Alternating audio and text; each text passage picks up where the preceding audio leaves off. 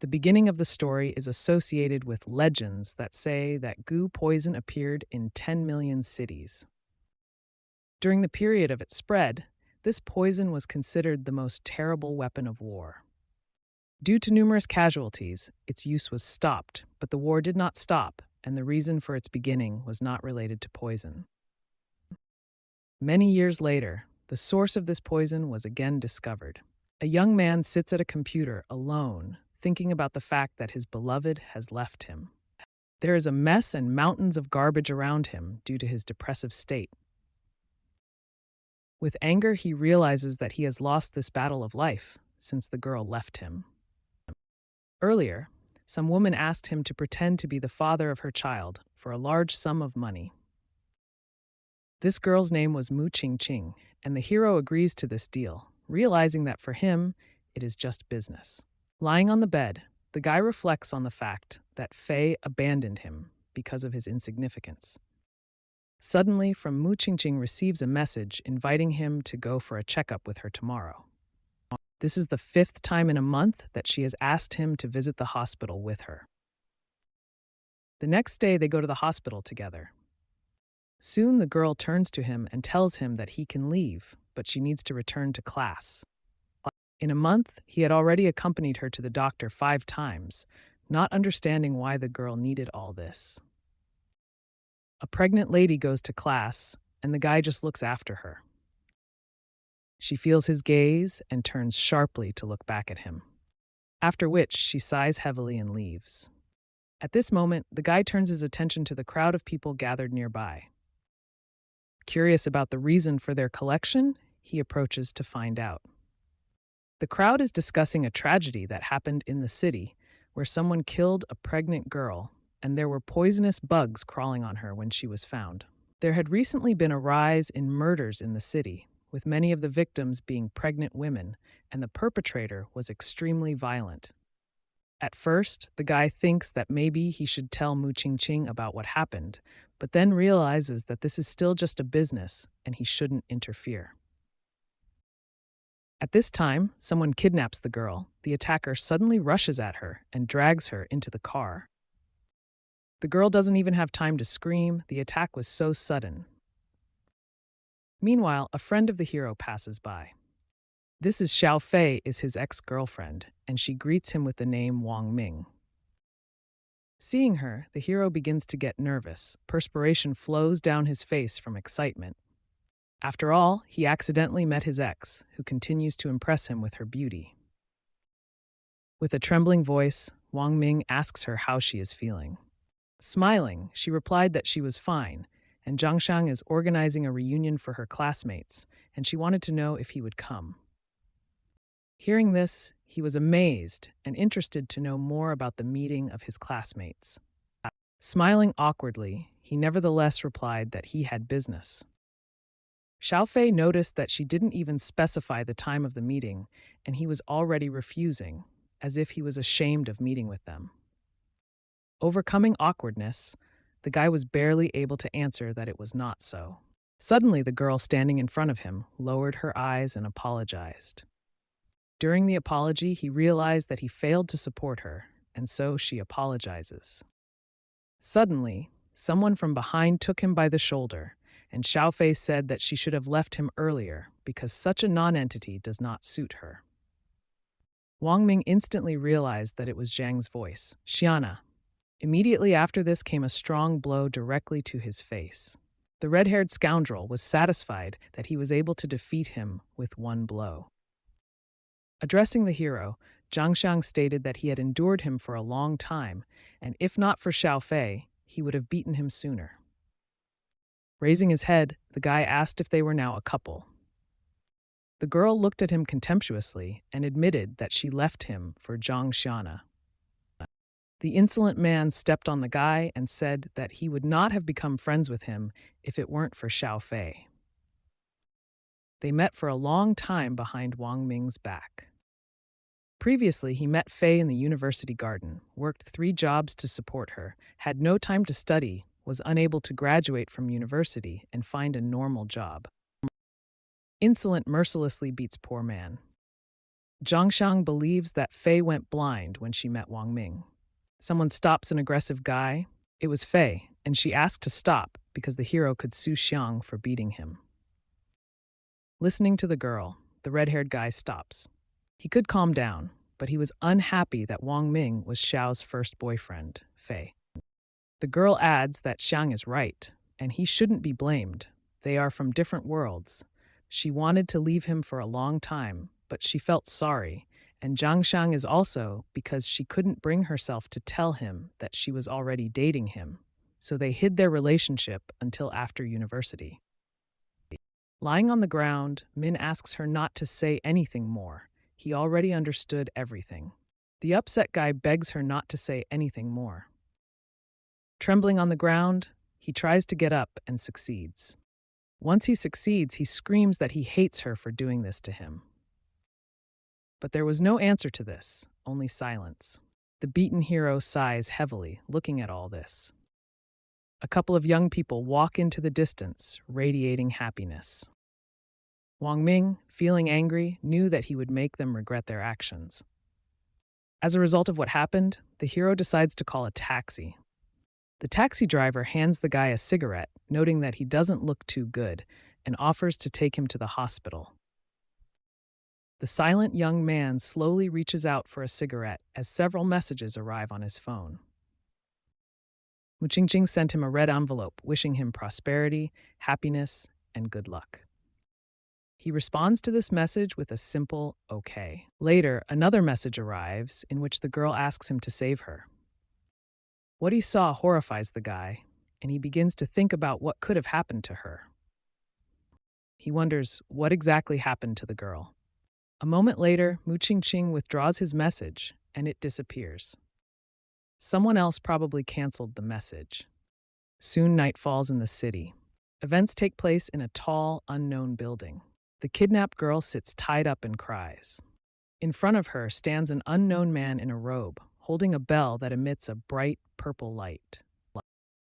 Wang Ming continues to try to sleep, but something is bothering him. Suddenly, someone kicks the door with force. The door to his room swings open, and the silhouette of a man is visible in it. The man who bursts in is wearing a suit and sunglasses. Surprised, Wang Ming cries out, "Who is there?" A man appears in his field of vision and bursts into the room. A mysterious man points a gun at the hero, threatening him. A shot rang out and the guy fell onto the bed. The lifeless body is picked up by a mysterious man and taken away in a car. The hero turns out to be alive, but tied up. Someone pours cold water on him to bring him back to consciousness. Coming to his senses, the guy shuddered, stunned by what was happening. A woman stood in front of him, observing his behavior. Not understanding who this woman is and why he is still alive, the guy has many questions. Sitting tied up, he thinks he was drugged with tranquilizers and lost consciousness, and a scorpion crawled near his feet. The irritated girl mercilessly crushed the scorpion. Immediately after this, the girl asks Mu Qingqing, "Is she pregnant with the hero's child?" Crying guy denies this, claiming that they are just business partners. But the girl insists on her own and asks to take it away. Two men take away a tied-up guy. Their facial expressions reveal that they are assassins or agents. The men are waiting for the elevator to take the guy away. Soon door elevator opens. What he sees shocks the man when he sees what is behind the door. A girl sits on the altar, surrounded by many dangerous insects. A mysterious man in a robe was sitting at the altar, conducting a certain ritual. At this time, the girl sat motionless, not making a sound. A flock of insects circled around the innocent girl. The men brought Wang Ming into the room, and he remembered the missing girls and the circumstances of their disappearance. The man in the robe continued to look at the hero and tried to contact him. He asked if this was the guy who got Mulong's daughter pregnant. The girl answered the great master that time was running out and the lunar eclipse had already begun. Since the hero has spoiled the most important victim, he will have to pay with his soul and life. The lunar eclipse began and an unknown object began to obscure the moon.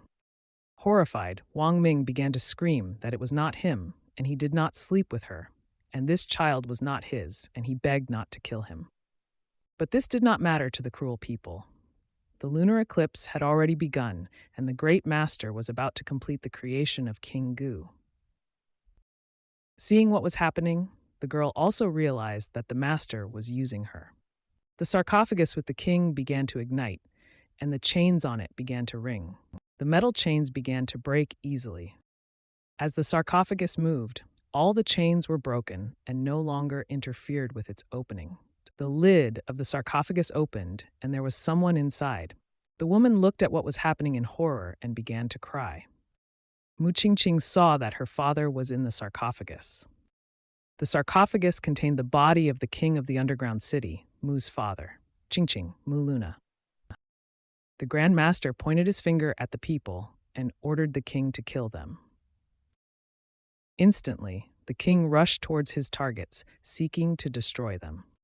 The underground king jumped several meters into the air to launch an airstrike against the agents. With a loud crash, it fell directly on the men's heads, anchoring them in the ground.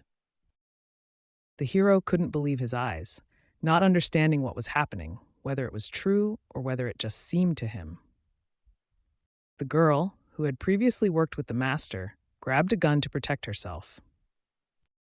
She aimed at the king, preparing to shoot to protect her life. The next moment, a shot rang out. The bullet pierced the air very close to Wang Ming, causing him to become even more frightened. The girl was not going to give up. She was sure that Qingqing's father would not return.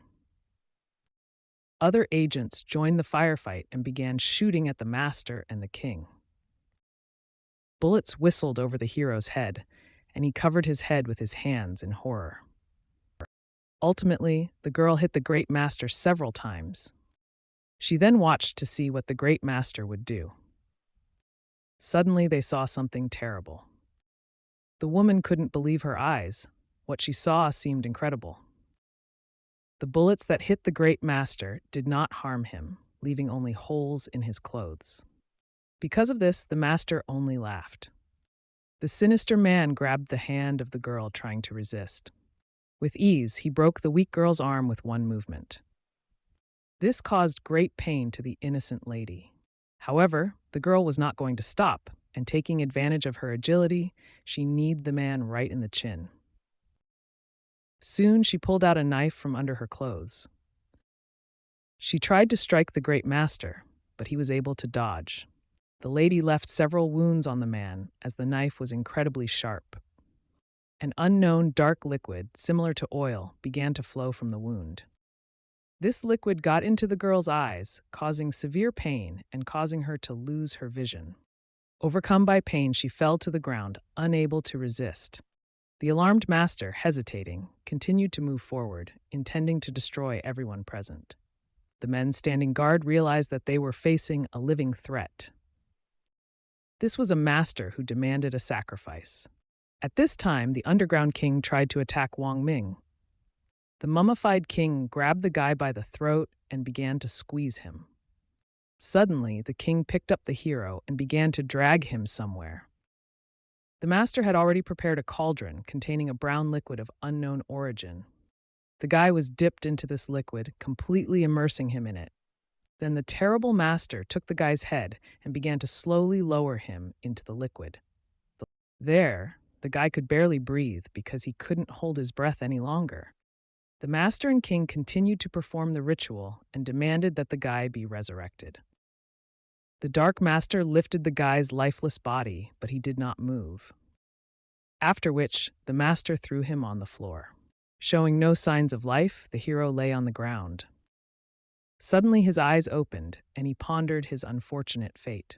The great master continued to utter incomprehensible words, continuing the ritual. The pupils in his eyes disappeared, leaving only the whites. The master again grabbed the hero by the neck and began to laugh loudly. The hero's body began to gradually change, and his neck veins protruded. Soon, Wang Ming was sitting on the ground again, thinking of ways to get out of this situation. He realized that he needed to free himself and escape. But the great master did not give him this opportunity and grabbed his leg. The master was outraged that the guy used the ritual to control his body after death, and now he wanted to escape. Enraged, Wang Ming shouted that he would run away anyway. He hit the master hard, knocking him down. After the impact, something flew out of the master's robe. It turned out that his head disappeared after the blow. The rest of the master's body ordered to kill the underground king. The underground king was horrified, as he clearly did not expect such a development of events. Suddenly, an underground king appeared behind Wang Ming, standing above him. He tried to grab the guy, extending his hand. Sensing this, Wang Ming instantly ran away. But the underground king still managed to catch up with him, and he began to scream furiously. Fortunately, the main character still managed to escape from the clutches of the villain, and he began to climb towards the exit. Head lay on the ground and was motionless. They locked eyes, and the head began to move. The master shouted that the hero was a scoundrel and disgusting. The head wanted to bite him as a sign of revenge. The determined hero hit the head with force, completely immobilizing it. Finally getting to his feet, he looked around and wondered if it was all over. Seeing Mu tied up Ching Ching, he was debating whether to save her or just run away. Thinking about this, he realized that he was selfish and there was no reason to save another person. Barefoot, he moved towards the exit. Suddenly, a strange sight appeared before his eyes. An unknown insect appeared in the room and flew into the air. The insect began to fly around the room, coming into the main character's field of vision. The evil creature bit the guy on the leg. The guy screamed loudly from unbearable pain. He could not understand what had happened, since he had not yet seen the insect. In pain, he fell to the floor and began to cry. After a while, Wang Ming felt that he felt better and breathed a sigh of relief. He began to slowly get to his feet, continuing to recover. A snake began to crawl out of one of the jugs standing in the room. The guy noticed this and began to get nervous. He was overcome with fear as a huge snake approached him, preparing to bite. The giant snake rushed at the guy, trying to inject its poison. Numb, the hero saw how a huge snake opened its mouth, preparing to bite. Suddenly, it was as if a spirit intervened and began to protect him from the deadly creature. Surprised by this, the guy did not understand what was happening. An unknown spirit entered the snake. He moved along her body. Thus, the mysterious spirit saved the hero from the bite of a merciless snake. He looked at the lifeless snake in awe, wondering if it would attack again. The snake suddenly rose into the air, and then something flew out of it. It was the same insect that was heading towards the guy. Wang Ming, seeing that the innocent creature destroyed the snake, began to fear him. As he watched what was happening, he realized that now it seemed that it was his turn. The insect began to fly at incredible speed. He covered his mouth and nose with his hands to prevent the insect from entering. The flying insect approached and began to carefully study the guy's actions. The hero did not want the insect to enter his body. The dangerous creature accelerated its flight again. With horror, the guy realized that his affairs were bad. The insect flew between his legs and found a place where it could penetrate. A moment later, a loud scream was heard, which was heard even by those who were not in the building. The girls, who were previously unconscious, woke up due to the cry of the main character. He cried and screamed in pain as the creature was able to penetrate his body. At this time, the girls tried to escape while the guy was distracted by his condition. Wang Ming continued to shout, declaring that he had disgraced himself in front of everyone present. The girls, dumbfounded, watched the hero as he ran from side to side. One of the girls decided to neutralize the suffering young man and kicked him in the head. In an unconscious state, the hero fell to the ground. Disgruntled agents began to enter the room. They were dumbfounded and worried about what was happening. One of the men addressed the girl, calling her boss. Hearing this, the girl could barely stand on her feet. Arriving agents approached, and one of the men grabbed the girl to break her fall. With relief, the girl declared that everything was over. As it turned out, the girls deliberately covered Wang Ming with something to hide him. The boss continued to say that everything was over, and the first thing to do was take Mu Qingqing and order the other agents to get out of here. The man listened to her and took the girl, who was previously tied up, away. Not noticing that the guy was lying on the floor, he stepped on his hand.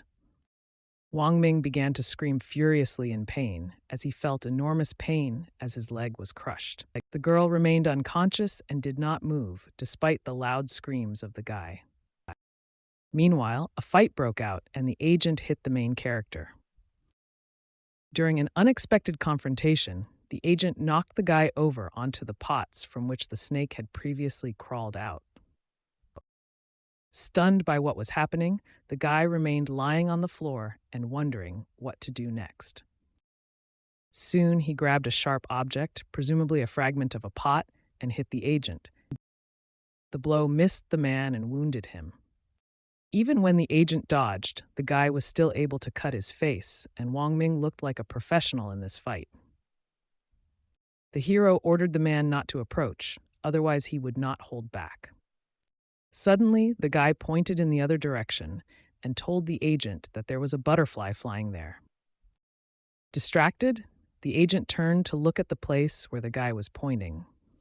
Van was already running towards the elevator to escape from there. An experienced agent noticed that the hero runs away very quickly compared to ordinary people. Fortunately, he managed to get into the elevator along with some unknown book. Sighing with relief, he hurried to press the elevator button to go down. The elevator door began to close. Suddenly, a knife came through the door and someone threw it. Reacting quickly, Van managed to deflect so that the knife would not harm him.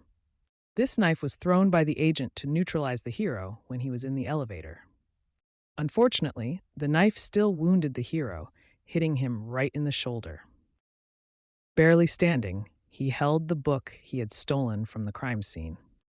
It was a book from the Heavenly Gu Secret Archive. Arriving home, Van immediately decided to take a shower.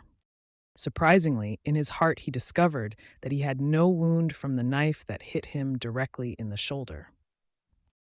Everything that happened an hour earlier seemed to him just a dream. His body began to gradually change. The cut from the knife has already healed, not even leaving a scar. That bug that crawled into his body was somehow connected with this book. Having opened it, the hero discovered a bright light that appeared upon opening. Immediately after the discovery, unknown symbols appeared that were extremely difficult to decipher. To his surprise, Wang Ming realized that he could actually read what was written in it. Out of fear, he threw the book away, not knowing what was happening to him. Analyzing the situation, he still did not find an answer to all the questions that arose. The creature in his body, meanwhile, slept and made sounds during sleep. Realizing that nothing could be changed, he decided to move on. The book suddenly closed on its own, giving him no chance to study it completely. A moment later, it flared up and began to burn. This stunned the guy, and he began to get nervous, because he clearly did not expect this. All that was left of the found book was ashes, and the guy was never able to read it to the end. But before that, he managed to find out that the book talked about golden goo, one of the most powerful beetles that is difficult to grow. To do this, you need to place 12 top-level goo bugs in a special vessel that makes them bite each other, and then bury them for a year so that only one survives.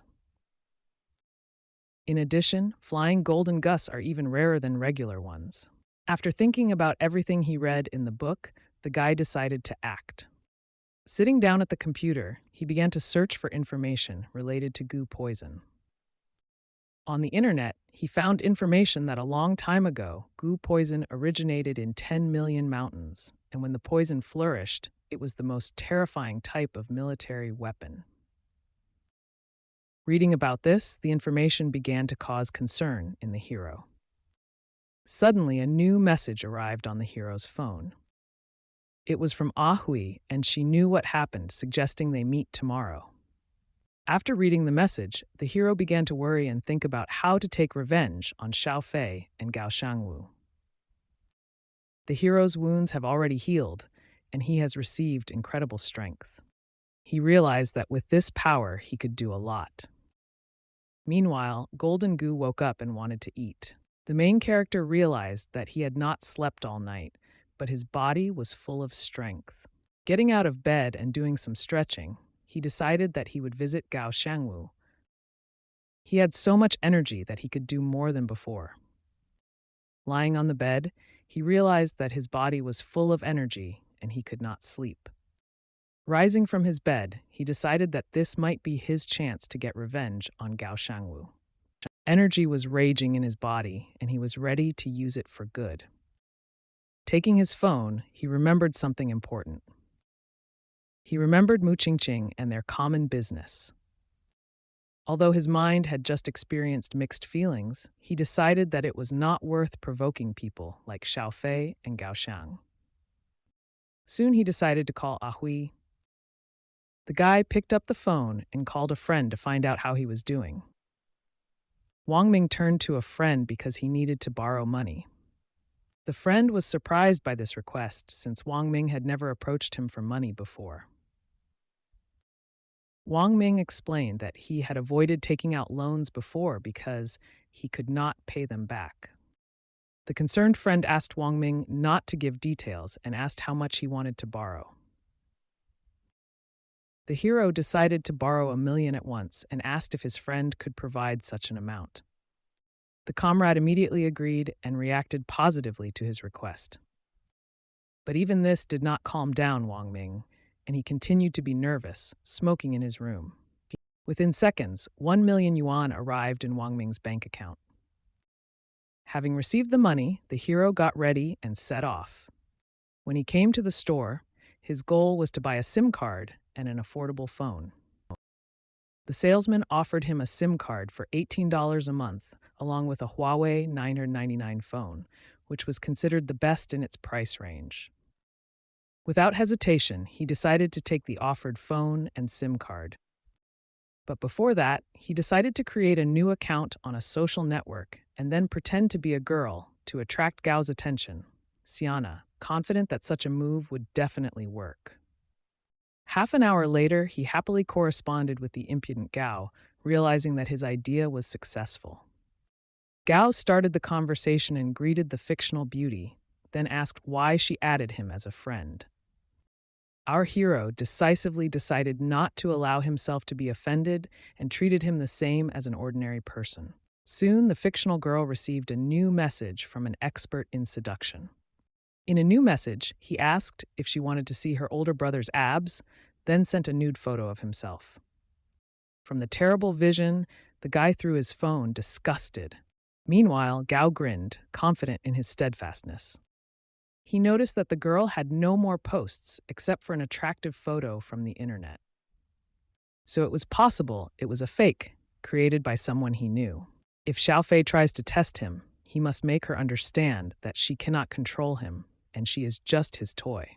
What if this is another girl who is afraid to use her main account to attract his attention and uses a fake account?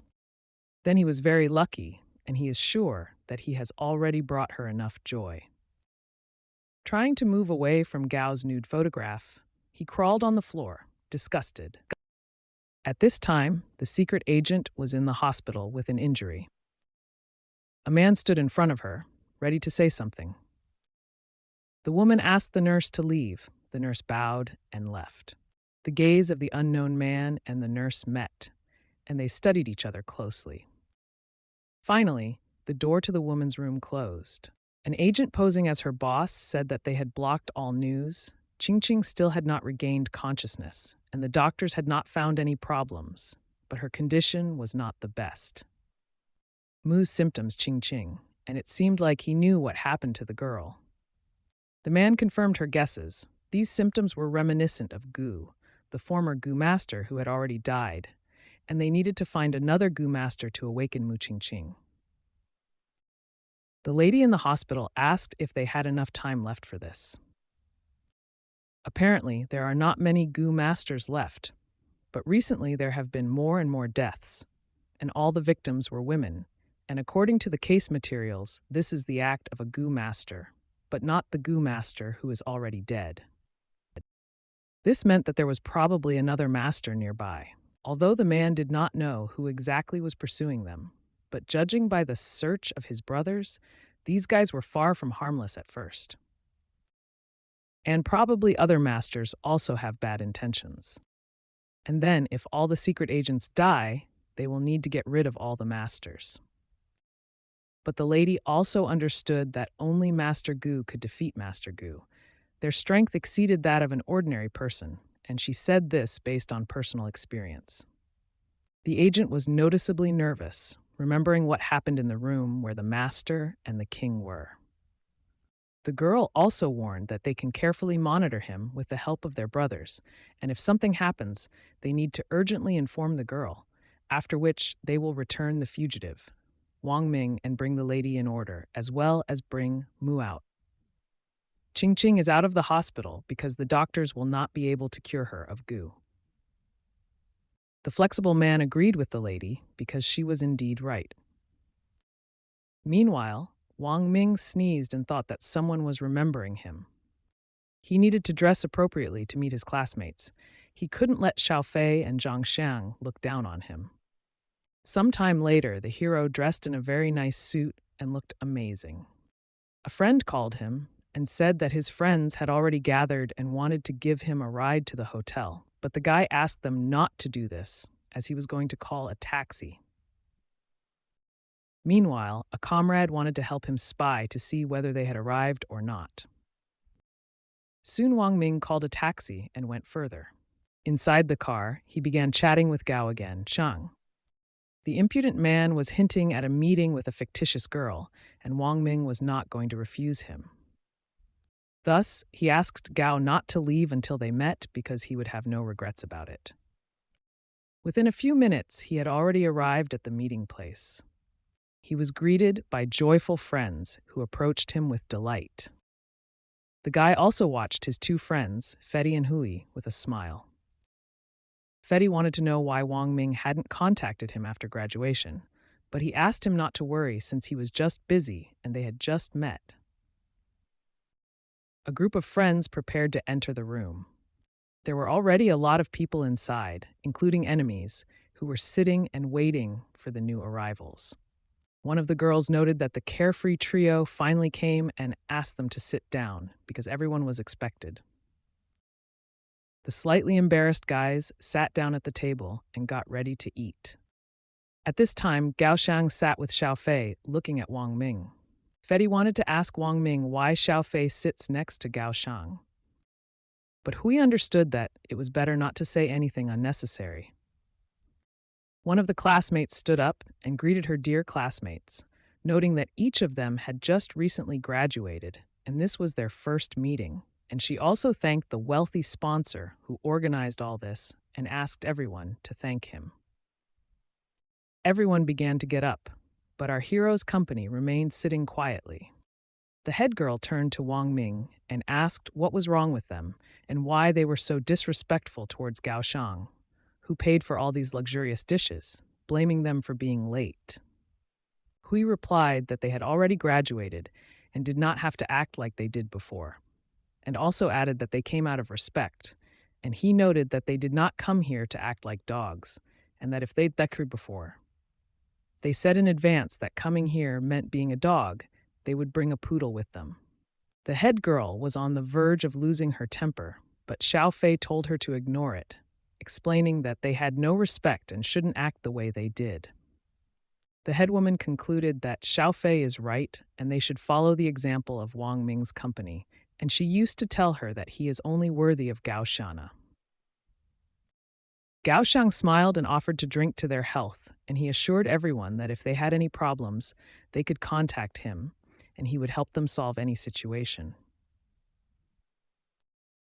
Most of the classmates agreed to drink, and they raised their glasses.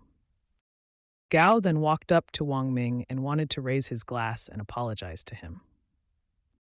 Wang Ming just smiled and listened to his apology with pleasure. Gao Xiang continued, regretting that now Xiao Fei is with him, but he sees it from the other side, and he explained that if they stayed together, Wang Ming would not be able to make her happy. He then addressed everyone, stating that he and Xiao Thi, the Feis, are truly in love with each other and have been together for a long time. He also added that they were afraid that this would upset Wang Ming, and they knew that he was poor and withdrawn, but they hoped that after graduation, he would study better and find a good job. But they did not expect that Wang would not even get diploma. Gao Xiang told him not to worry about finding a job, and if he asked him, he would help him find a job, but also not force him, since people with low self-esteem like him must adapt to survive. He admitted that he might have been too harsh, but they all know how society can be, and he just wanted everyone to live peacefully, and if he offended anyone, he asked for forgiveness. The headwoman admired his words and said that Gao Xiang is right and wise. Other classmates also expressed their desire to follow him and do whatever he says. Hui realized that each of them was worse than the other, and Fedi excitedly recalled that Gao Xiang promised to help him with the competition by contacting him. The hero nervously drank wine from his glass. Then he put the glass on the table too hard, and a little wine spilled. He turned to Gao Shangwu, asking what he would call him if he became Xiao's husband, Fei. The impudent man was alarmed and feared that he would tell everyone about his flirting with the girl. Those present were stunned and continued to look at Gao Xiana. The worried guy wanted to know if Wang Ming really wrote to him back then. Without answering anything, the hero continued to silently look at the insolent man. He soon added that the more seductive his photographs were, the richer the hero became.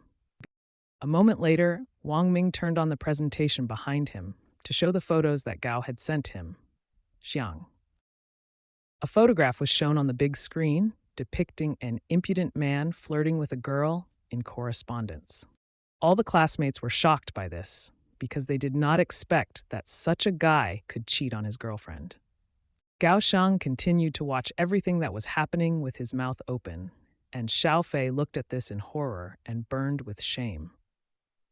Addressing Gao to Xiang, Hui said that he adored him so much.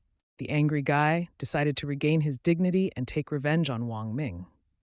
Soon, the impudent man began to make excuses to Xiao Fei and asked her to listen, and he sincerely regretted his actions and promised that he would not do this again because he loved her. Swearing and admitting his guilt, he begged her to forgive him, saying that every man makes mistakes, but he sincerely knelt before her. The headman approached the girl and added that Gao Xiang admitted his mistake in having such ambitions and so many girls dreaming of his attention, and she urged her not to blame him since Wang Ming behaved this way while being poor and humble. Angry Gao Xiang realized that his enemy was pretending to be a girl to seduce him. Other classmates continued to claim that Gao Xiang will correct himself, and if they were in his place, they would not allow themselves to be deceived, and they praised Gao Xiang for being able to admit and correct his mistakes. And it seems Gao Xiang really loves Xiao Fei. Xiao Fei, having difficulty deciding that she was forgiving her beloved, begged him not to do this again. Soon she clung to the insolent man, believing that true love is difficult to find. The hero's friends were amazed that a real bitch always approaches a dog, and rich people are so deceitful, and they could no longer look at it. Meanwhile, Gao Xiang was still watching Wang Ming closely and was soon planning to take revenge on him. A moment later, Xiao Fei and the impudent kissed, and the heroes watched in surprise what was happening. The imperturbable hero suddenly asked if Gao knew Xiang, where Xiao's beloved was located. Fei. Hearing this, everyone was shocked. Gao Xiang kissed her so passionately, and Xiao Fei had not yet told him where she liked Wang Ming to kiss her. The hero meant that he really admires him as a rich daddy who caresses her lips as if he were a baby. The insolent man, wiping his mouth, shouted that the hero was a scoundrel. The guests were even more shocked than before.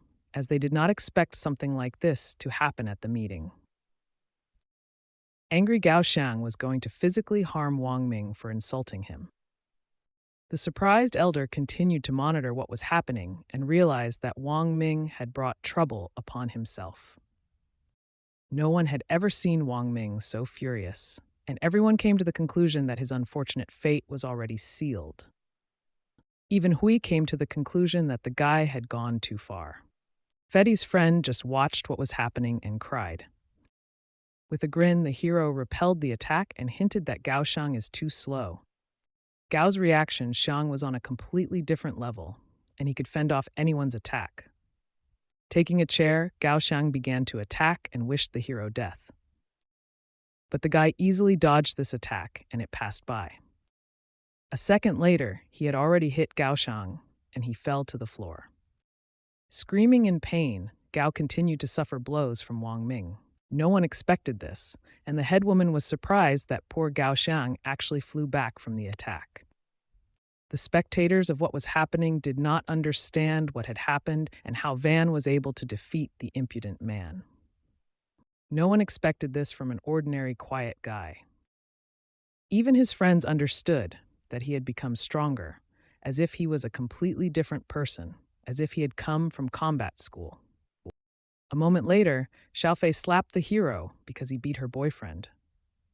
The hero reacted neutrally to this and asked not to insult poor young people. Xiaofei exclaimed and called the hero a fool. And first he insulted her, and now he is fighting with Gao Xiang, and she does not want people like him to exist and wishes him dead. The guy is not stupid, because when they first started dating, she used him, and then she found a rich guy and now wants him dead. After hearing his words, Xiao concluded that Wang Ming was going to hit her. But instead, someone hit him with a chair behind his back. It was a former classmate who wanted to pacify the guy. Turning around, the hero felt threatened, and he hit the insolent man with force so that he would no longer dare to attack.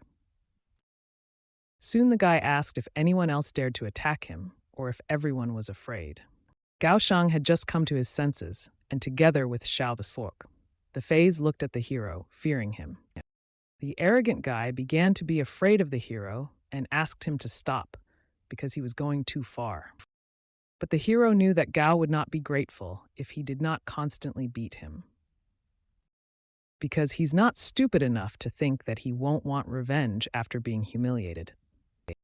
With horror, Gao Xiang realized that Wang Ming really wanted to beat him up. The impudent man never imagined that this could happen today. Meanwhile, the hero trampled the impudent guy face to the floor with his foot and asked if he really thinks that being rich makes him think he's cool, and why can't anyone help him now, and why doesn't he ask Xiaofei begs for mercy. Xiaofei continued to watch everything that was happening behind the hero. The impudent man turned to the girl so that she asked the hero to let him go. The confused lady did not know what to do and began to cry. Wang Ming was serious and demanded that he be begged or he would kill Gao Xiang today, and he is just a poor man who has nothing to lose in this worthless life. Hearing this, Gao asked his girlfriend to beg him and agree to all his demands. The surprised woman began to beg the guy to let her lover go. Suddenly, Wang Ming turned to the lady, inviting her to spend the night with him in exchange for Gao's release. Xiang, and he did not object, asking the girl to agree. The embarrassed lady continued to watch and reflect on her actions. The insolent man continued to demand that she agree, arguing that then he would die, and there was no point in pretending to be innocent. The timid girl began to pronounce words. But the hero interrupted her, saying that he was refusing because he did not consider himself to be who he was asked to introduce. Now everyone present will forever remember that such girls are only suitable for stupid dogs. The uncomprehending crowd continued to watch, and only the hero's friends smiled. Wang Ming asked to inform the security that the people inside were under the influence of drugs and had destroyed the tables, and he was afraid that they might destroy everything when the security returned. Suddenly, Gao Xiang shouted that he would not let him leave. One of those present at this time called security, and the people inside were in grave danger and destroyed the entire room. Leaving the scene, the friends began to ask the hero what made him so angry, as if there was another person instead of him. Smiling, Wang Ming noted that one has to survive in a cruel world, and he simply repaid those who offended him. Hui realized that he should now be more careful, since Gaoshang would seek revenge and his family was dangerous. Fedi suggested that Wang Ming was faking it before and his family became rich, and perhaps his grandfather was the richest man in Dubai, and his real surname was Xiang. Wang Ming casually hit his not-so-intelligent friend on the head and asked when he managed to read so many novels. Suddenly, someone called the main character from behind. There were several people there in dark glasses and suits. The hero asked his friends to calm down, as there was no reason to worry, and he would not allow them to take him away. They could leave. The guy asked people to wait because he needed to say goodbye to his friends. One of the agents smiled, realizing that this guy was really smart, and he adhered to the principles of fairness by not dragging his friends into his troubles. Van had to leave and advised his friends to leave too, promising to contact them later. His friends sensed that he was worried, and maybe he had problems, and he didn't want them to get in trouble and have to pretend to leave. While the hero was thinking that after his friends left, he would be able to escape. Startled, he continued to watch the agents who had come for him. One of the men approached, rejoicing that they had finally found a hero, and he could not die even if he wanted, and could not live even if he wanted, and he should have gone along with the agents. Hearing this, the hero asked if he could refuse, but the man replied that he had no choice. At this time, the guy felt like his shoulders were going to break, and he couldn't move, and judging by the man's expression, he was invincible for him. The man also added that it was really good, and he didn't even scream, thanks to his masculinity, and he would give the guy a choice. Interested, the guy asked what choice he would have. The choice was that if he did not listen to the man, the gun would shoot him in the temple. Having thanked the man, the agents behind grabbed the hero and began to drag him somewhere. The agents pointed their guns at the guy to prevent him from doing anything rash. The attentive man noticed that his friends were on the tail and were following the car. After a moment, the hero decided to turn around to check if this was really the case. An alarmed Fedi thought that these were the same gangsters he was talking about, and it seemed that Wang Ming had somehow angered them. The chase pleased the experienced agent as small children tried to play tag with him, and he was an experienced racer. Agent named Xia Wu began shifting gears to increase speed. The agents shouted at the guy not to do anything rash, but Wang Ming remained calm, thinking that he still had a chance to escape. A moment later, the car accelerated so much that none of the passengers could even move. After all, Xia Wu was a crazy racer. It wasn't just a nickname. The car with the hero rushed down the road at high speed, ahead of everyone. The friends were driving their car, and Hui saw that it would be difficult for them to catch up with them. The car continued to rush along the highway at great speed. But soon Xia Wu informed the hero that they were already there. Everyone started feeling sick from the speed, and they even started foaming at the mouth from shock. The powerful agent dragged everyone inside as they were too dazed to move on their own. Xia Wu told the boss that they had brought Wang Ming. This was the same girl who was there when the hero received his powers. And she knew that luck had not passed him by after all. The last time a woman almost killed him, he almost died, and now she was talking about his luck. But it was no coincidence that for the sake of Golden Gu, Miao Zhang's last clan of sorceresses was almost destroyed, and now Golden Gu recognized him as his master, and he dared to call himself a failure, and it was only because of Golden Gu that the rest of the Gu masters were heading here. The lady knew that the Golden Gu was already in him, and he must have felt the changes in his body, and he was close to death. Suddenly, the hero raised his hand and exclaimed, 100 million. The girl did not immediately understand why he said this. Wang Ming continued to look at her and said that since they kidnapped him and almost killed him, even if he names a price of 1 billion, it is not that much. The girl could not believe that he was saying that, and she asked if he knew that, compared to them, he was just a pathetic ant, and they could crush him at any moment. Rubbing her fists, Xiaowu asked the guy if he wanted to die. But the guy was cunning and asked not to threaten him, and he knew it wouldn't work, and before they came, he was worried about his safety and lost the ability to resist.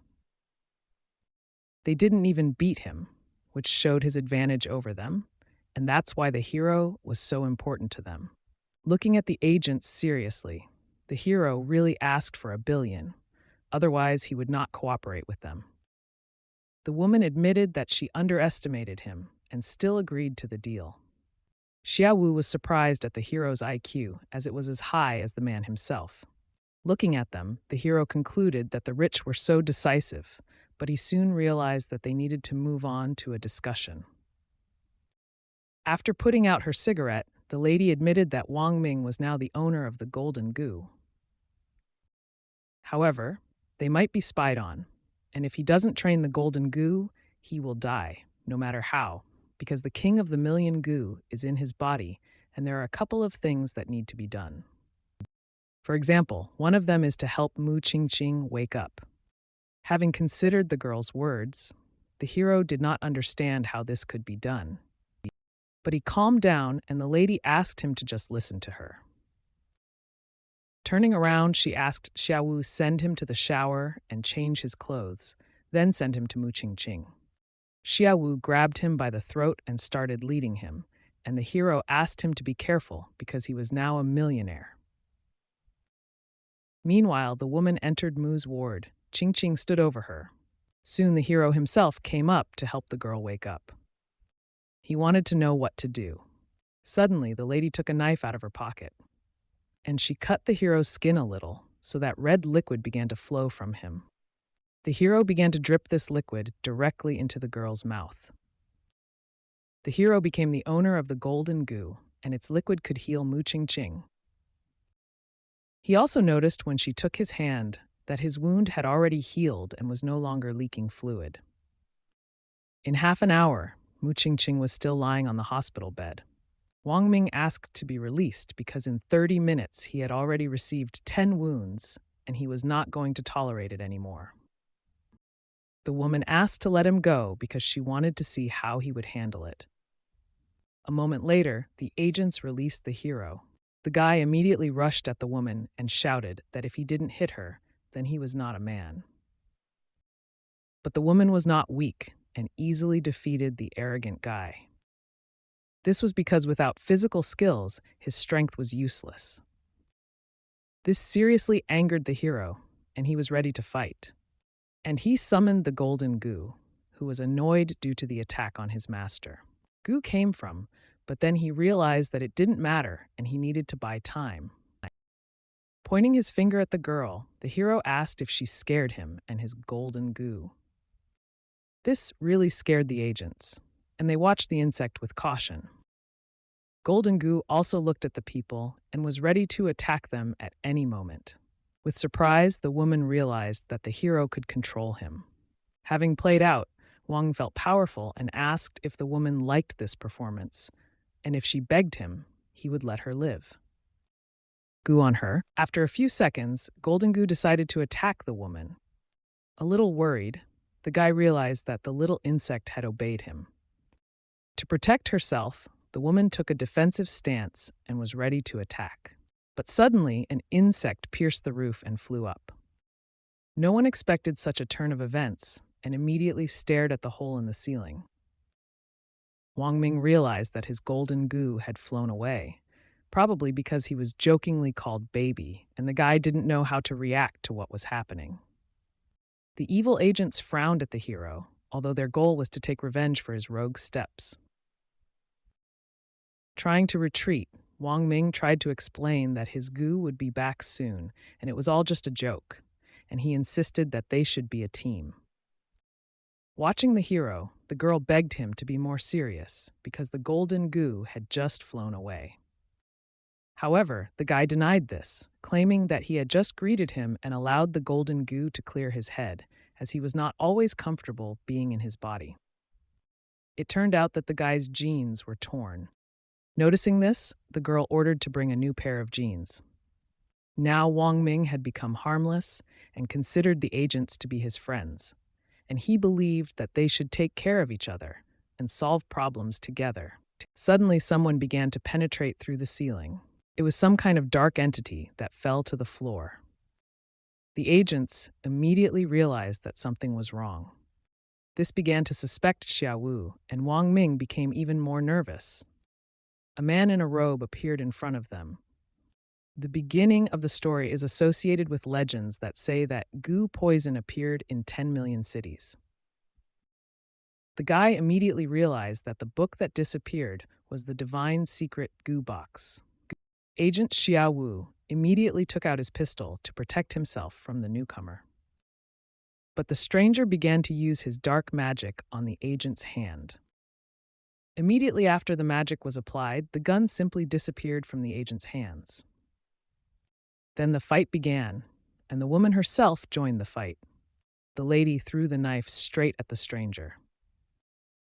The knife began to dissolve in the air and disappeared before our eyes. Before reaching the stranger, he completely disappeared. Goobox and warned that he would not repeat this a third time. Wang Ming stood in front of the stranger and explained to him that the agents had stolen the divine secret goo box, and they were dressed in black and kidnapped him, and also took the life of someone similar to him. Listening to this, the agents came to the conclusion that the hero was simply lying, and such men in black did not exist, and they had not seen the secret box. The man declared that no one would be able to escape from here and ordered the divine secret goo box to be given to him, and he also made sure that he had the golden goo, which made him invincible. Such statements stunned Wang Ming, causing him to be dumbfounded on the spot. The beginning of the story is associated with legends that say that goo poison appeared in 10 million cities. The unfamiliar master became despondent, realizing that his master had never taught him this, and he wanted to know what would happen next. The beginning of the story is associated with legends that say that goo poison appeared in 10 million cities. During the period of its spread, this poison was considered the most terrible weapon of war. Due to numerous casualties, its use was stopped, but the war did not stop, and the reason for its beginning was not related to poison. Many years later, the source of this poison was again discovered. The beginning of the story is associated with legends that say that goo poison appeared in 10 million cities. Dark dust began to appear as if out of nowhere. Suddenly, golden goo began to suck this dust into himself. Thus, he destroyed the Dark Master as an entity. Thus, the small insect was able to defeat an adult man on its own. Joyful, the guy began to smile, rejoicing at the return of his golden goo. As he thought about it, he realized that he had just saved the lives of the agents, and now they owed him 2 billion. These words angered the woman, and she noticed that he had almost betrayed them, and they had not yet settled. However, this was due to the lack of his golden goo nearby, and they tried to summon him even before this quarrel, and if he had not stalled for time, they might have already been dead. Wang Ming also realized that this Dark Master was a fool. This fact made the woman smile. She added that the territory of the Gunanjiang clan, the Gu clan, although not stupid, remains disgusting to her, and in their world there are no rules or restrictions, and they are willing to do anything to achieve their goal. He stated that the secret box was with the agents. Thus, he almost killed them, and the girl kneed him hard in the stomach. When the hero opened his mouth, she threw him a black pill. In a moment, he swallowed it. He immediately ran, wanting to know what they gave him. It was poison.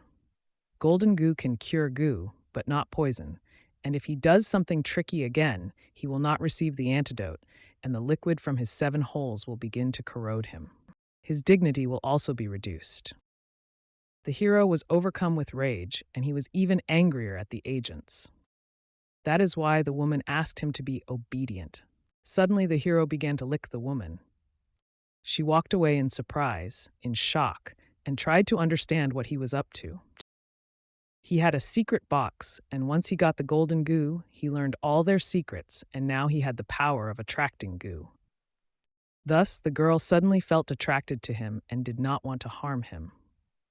The woman couldn't believe his words that this kind of goo really existed, and Xiaowu longed to have someone like him. After some time, the hero went to take a shower. At this time, he felt that something was wrong with him. The woman was also taking a shower and thought the guy was an idiot. At this time, the guy was thinking about how to prevent this beetle from constantly appearing from his body.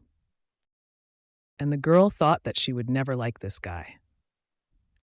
The Book of Secrets said that attraction to goo was the highest level, and he couldn't understand how quickly they could achieve it.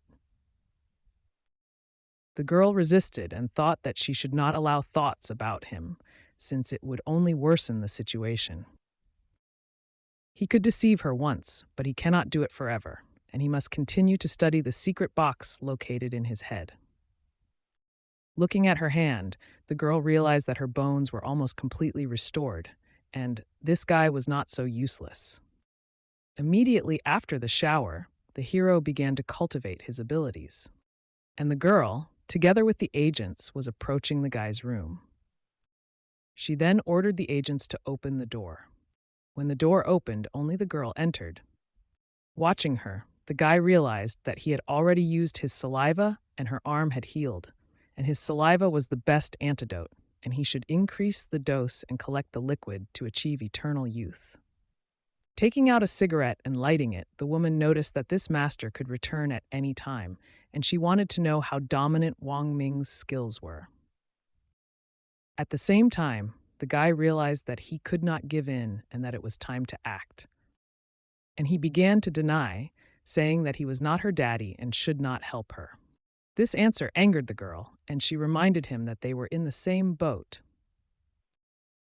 The guy's useless life is incomparable to her own, and only he can save her.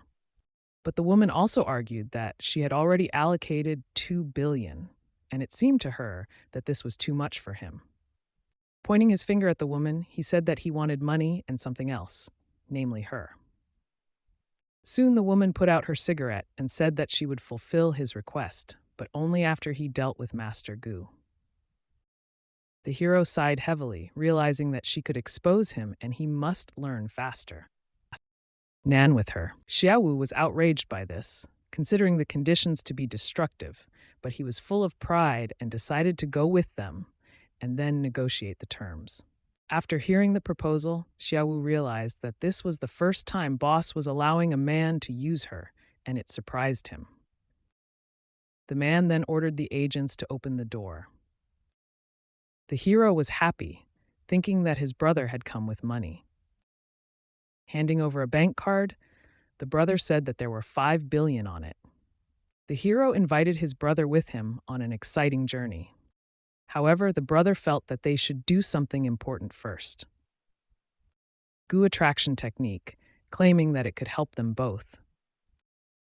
The man was most interested in nightclubs and long-legged girls, and he knew a couple of innocent college girls.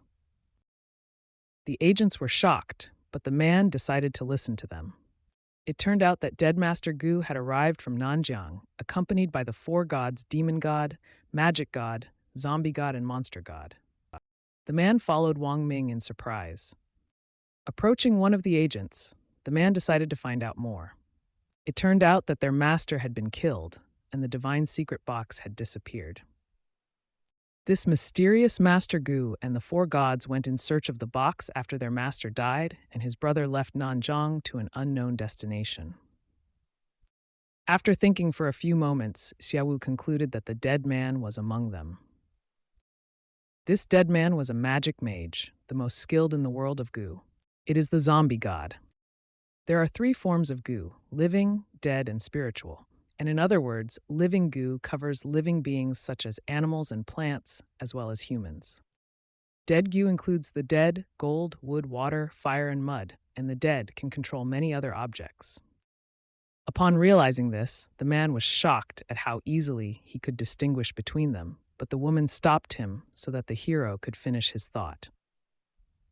Based on their names, the dead man had to be the god of magic, the goo master, who attacked them, and he could control the goo bugs and weapons, and he was probably the god of monsters, and the ghost god should have been able to create lesser ghosts.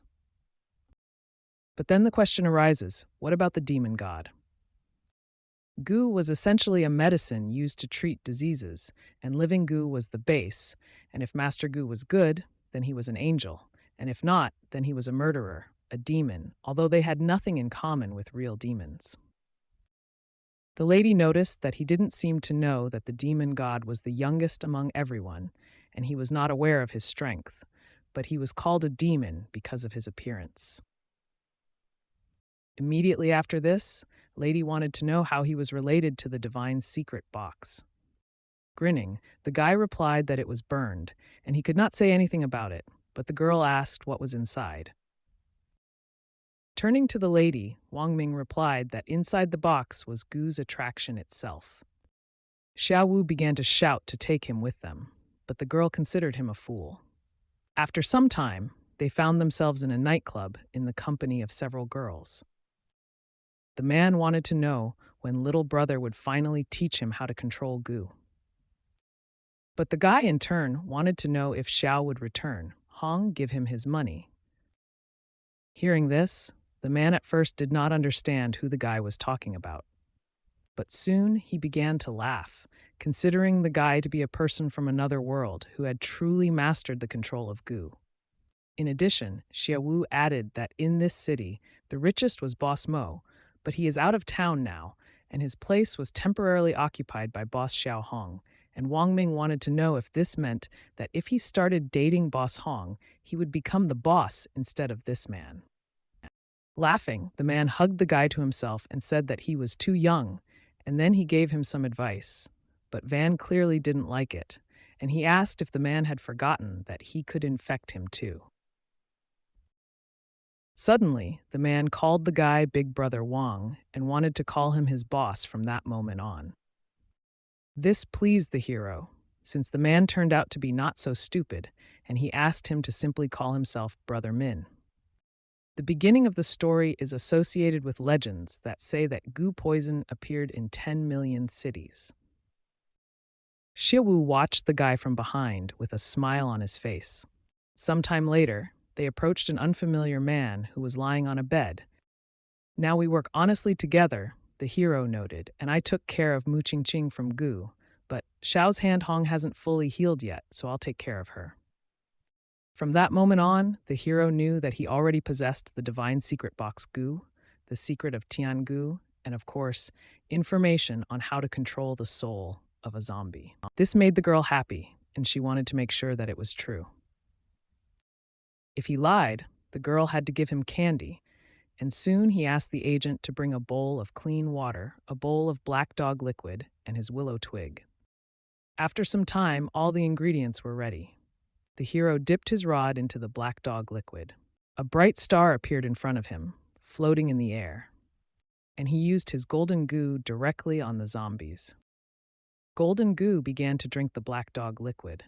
As soon as he drank it, he immediately disappeared into Wang Ming's body. The guy was shocked because he clearly didn't expect this. Watching all this, the girl wanted to know what would happen next. It turned out that the guy simply used the power in his body to summon the king of all goo, and now he knows where to find the person they were looking for. In fact, the hero was lying, but pretending to be completely calm, and the agents were surprised and asked what kind of person they were talking about. He understood the direction of his search and ordered Xiao Wu go with him, and Xiao Hong had to prepare the money. The agent was glad to join the guy, but the girl was upset, realizing that only money was important to the hero. Together, they were going to visit a master who could not only solve Boss Long's problem, but also help them in the fight against the Goo Masters.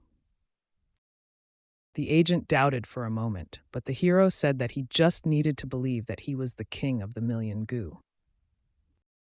Having said this, The guy thought that the agent seemed stupid, but he was keeping a low profile. Otherwise, he would not have been forced to follow him, and if he wanted money, he needed to find someone to put the responsibility on. Suddenly, the hero noticed one detail. Someone was holding a flag on which it was written that prophecies and predictions were made here. A certain man sat in a shelter and imagined himself as a prophet. Raising his hand, the hero stopped Xiaowu, and soon he announced that they were there. The doubtful man could not understand how this was possible, since they found themselves in front of a homeless man.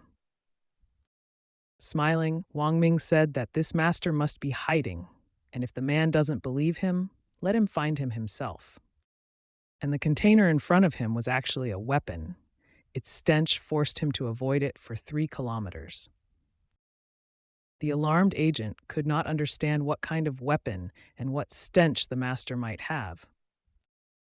Even people passing by covered their noses so as not to smell this disgusting smell.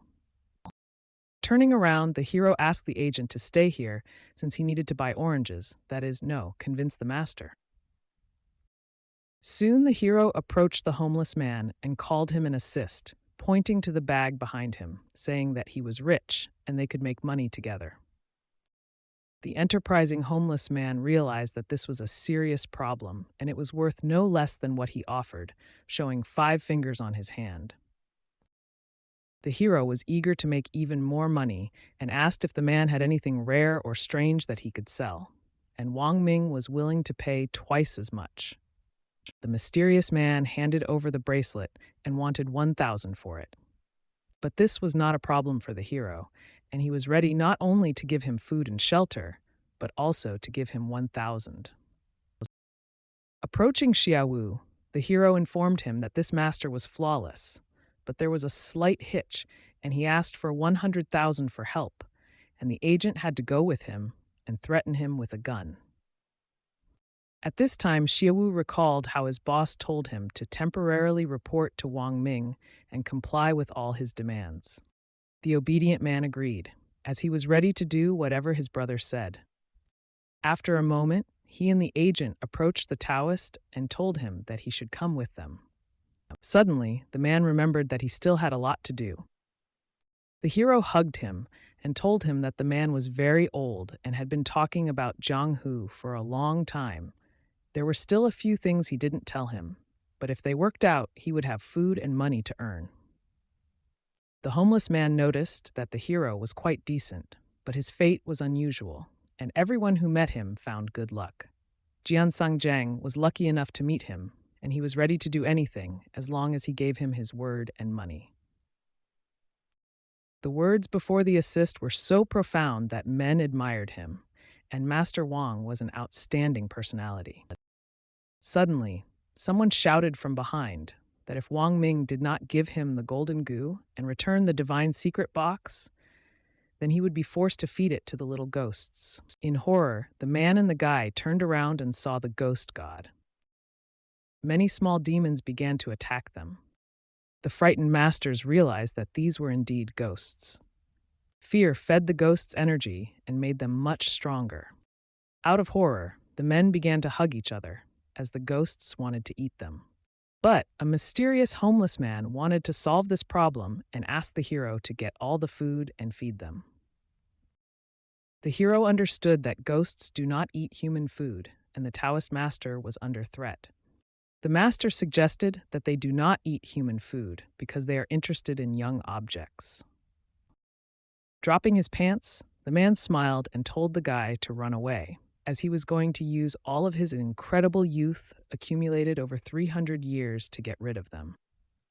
Wang Ming immediately ran away, considering Kan Sanjiang to be a man of honor, and was about to send reinforcements and return to rescue him.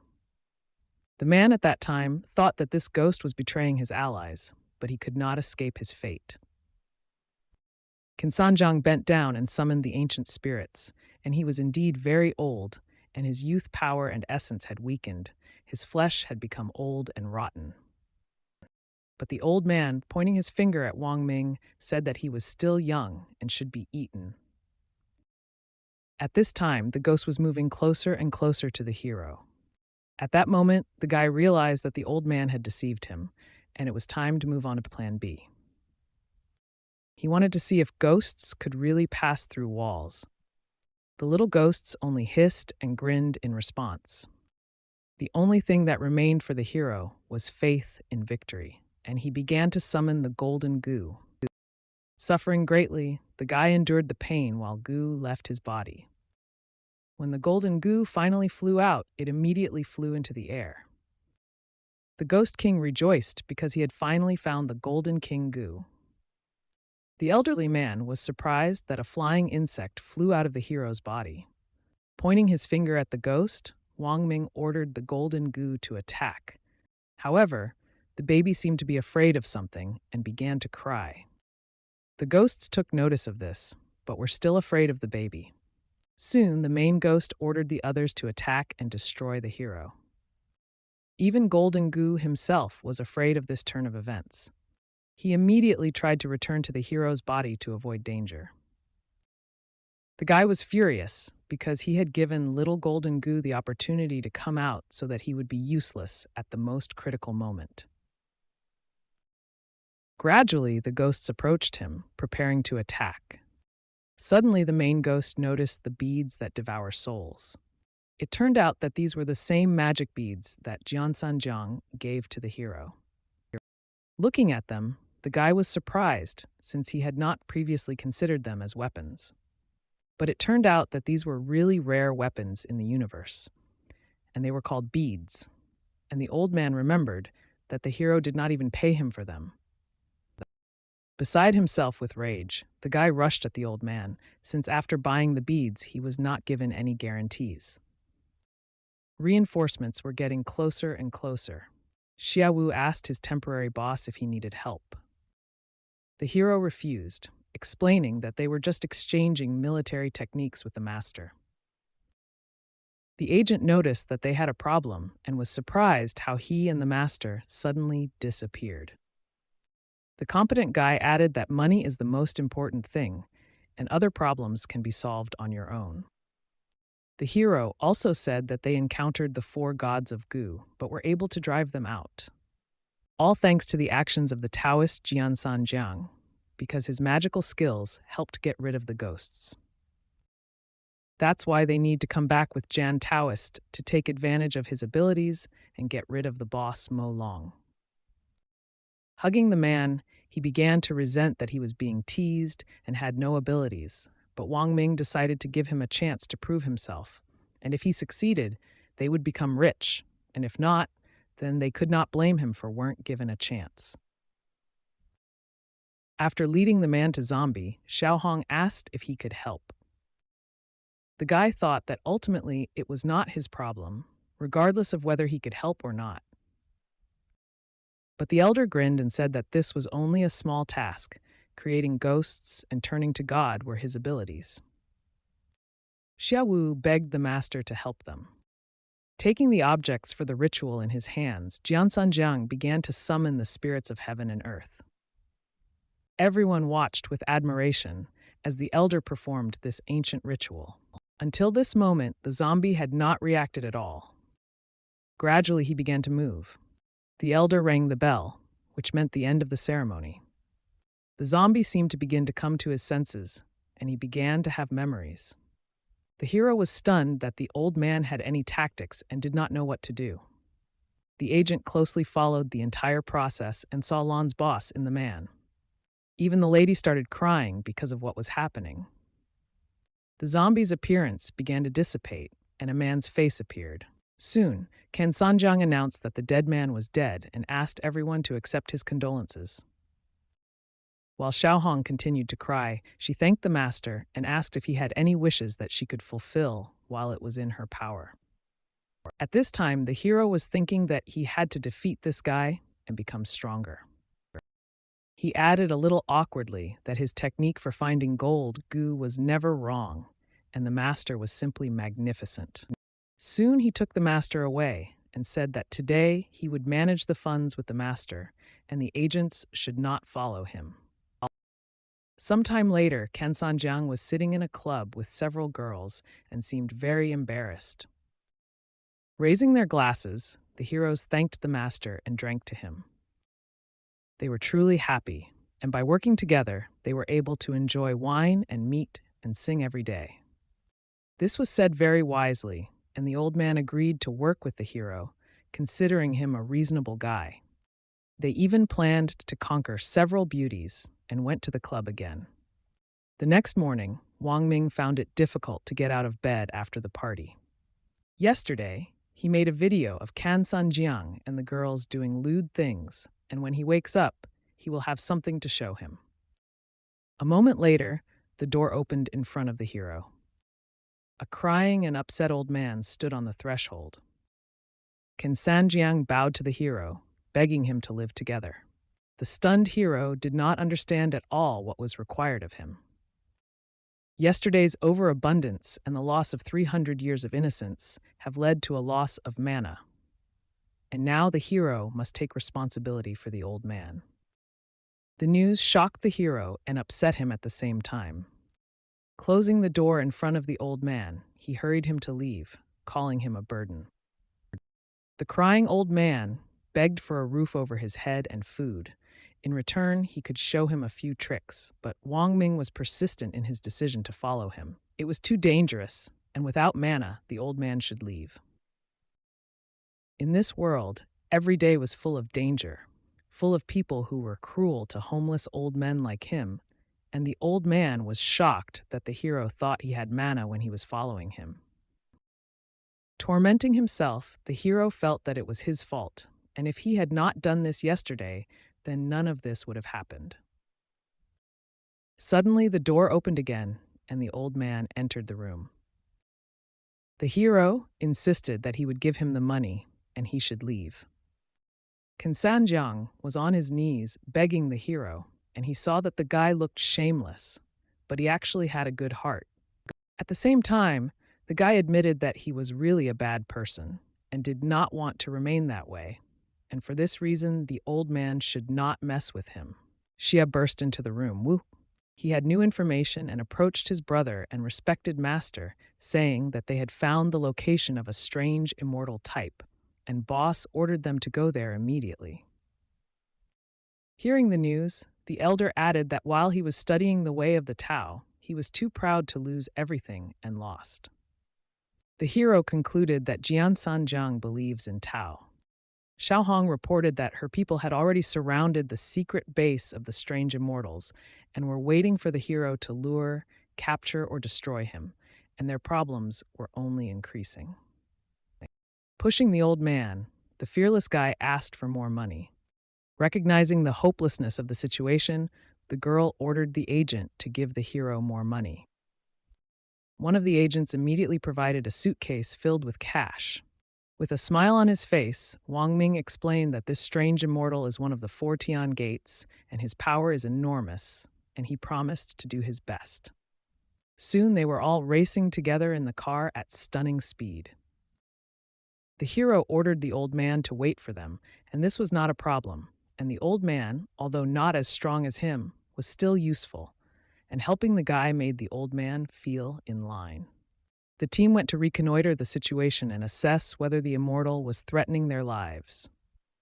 One of the agents began to fear that the immortal was still inside, and they had no other choice, but he never showed up. Wang Ming demanded another $500,000, assuring that then he would definitely catch him. A little embarrassed, the lady asked the hero how sure he was. With a smile, he wanted to know whether she would add money or not. Xiao Hong immediately agreed, due to the hopelessness of the situation. It was the right choice, and the guy went to catch the immortal. Together with their team, they headed towards the only entrance. He ordered the old man to just wait outside, and then he would bring the people. The concerned old man asked if he was really sure of this. The self-confident hero added that he had already fought with the guy before, and his ability allows him to control the iron goo, which is corroding the metal, and last time he deliberately brought the golden goo out at that moment, so that the golden goo should cope with his iron goo. The immortal also had problems with his head. The dumbfounded old man thought that the hero looked self-confident, but in fact, he was. Suddenly, the wall collapsed and creatures began to emerge from it. Out of surprise, the agents began shooting at the wall, trying to neutralize the immortal. The ball that flew through the wall seemed impenetrable. It was an iron-absorbing goo, and the old man warned that the weapon was useless here and could only be attacked with stones or branches. The unfazed hero hit the iron-absorbing goo with a strong punch. This iron-absorbing goo is capable of absorbing metal, but not fatally, and the strange immortal must be using other tricks. Noticing a brick on the floor, the hero reached for it.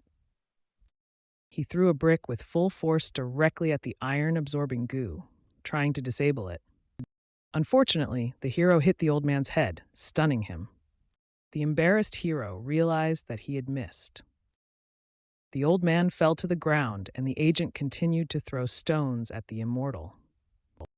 Finally, the immortal showed his true nature to those around him. With a smile, he stated that his iron-absorbing goo was the most powerful defense in the world, impenetrable to anything. This intrigued the hero, and he decided to check how true it was. The hero struck the immortal with a strong blow, and he began to fall. The shocked immortal did not understand what had happened. His iron-absorbing goo could block the attacks, but it was powerless against the golden silkworm. The little insect was preparing for its next attack. The golden silkworm was ready to taste the taste of iron-absorbing goo. Goo easily dealt with the iron-absorbing goo. With undisguised anger, Agent Xiaowu screamed to kill this thing, but the hero knew that he would not be able to kill him. The immortal was surprised to discover that there was a golden silkworm inside the hero. A moment later, the agents were already rushing towards the immortal lying on the ground. A dark magic aura began to burst out of him, rising upward. She suddenly attacked one of the agents, leaving him in pain.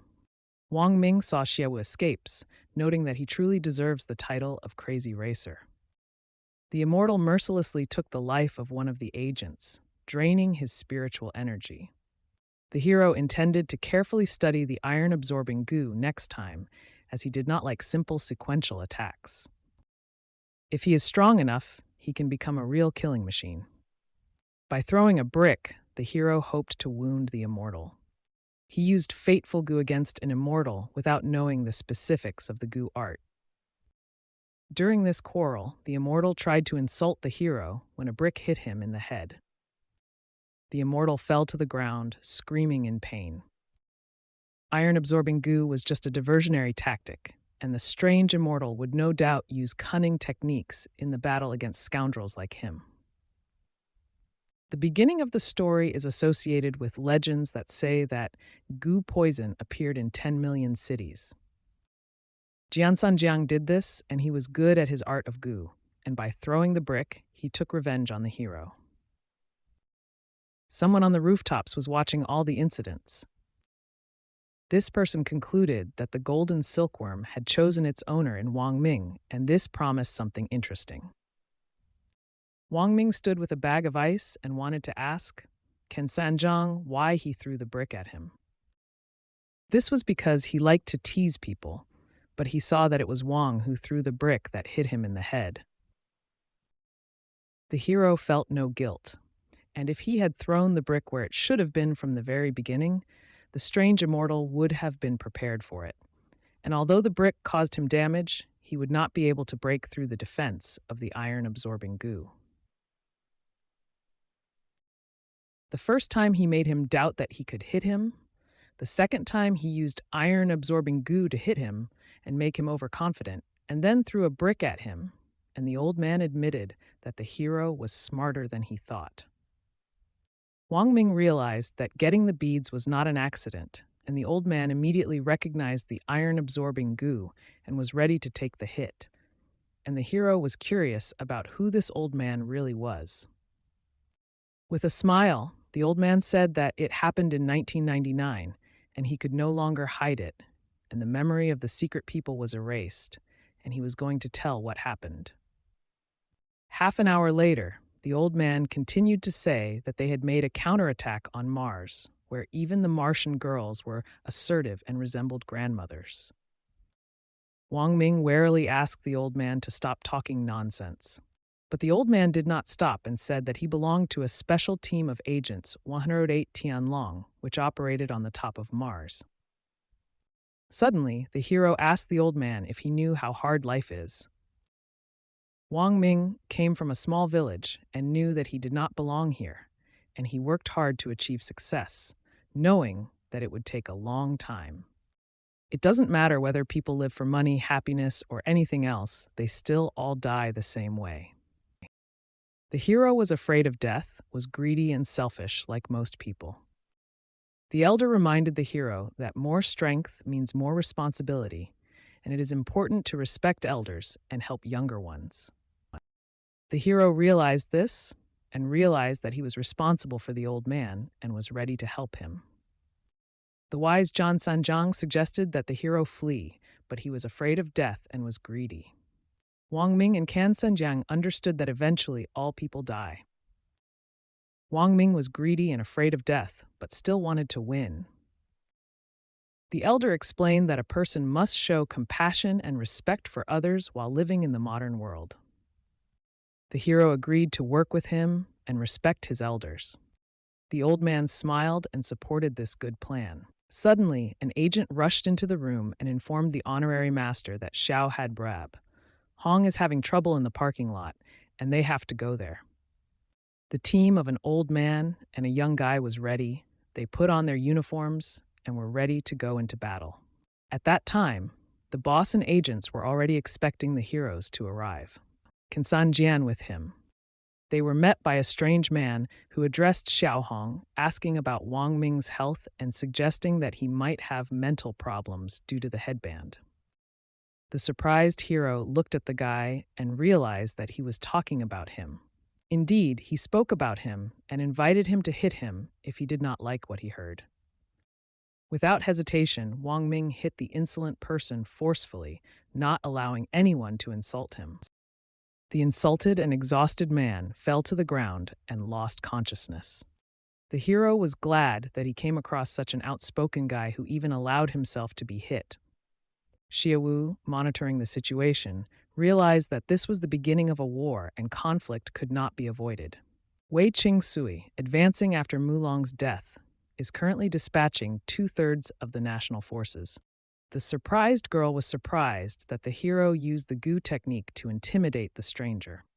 But the hero objected, noting that she had not mentioned this before and suggested that she was still afraid of them. The guy who was hit suddenly stood up and screamed to kill them all. The agents took up their blades and headed towards Wang Ming and his comrade. The hero decided to fight back and took the fight. He easily dealt with every opponent who stood in his way. There were agents and other unknown people with weapons in their hands against him. Xiao Wu asked Xiao Hong, "Should I intervene?" But the girl wanted the hero to suffer because he did not listen to her. The wise master immediately realized that she was really worried about Wang Ming, or was it just Gu's influence? The battle became increasingly tough, and the attackers sought only to kill the hero. The calm guy easily parried even the powerful blows of huge swords. With crushing blows, he knocked down his opponents, using only his hands. Suddenly, someone from behind dealt a powerful blow to the hero right in the back. From frantic pain, the hero instantly collapsed to the ground. Several more devastating attacks fell upon him, capable of harming anyone.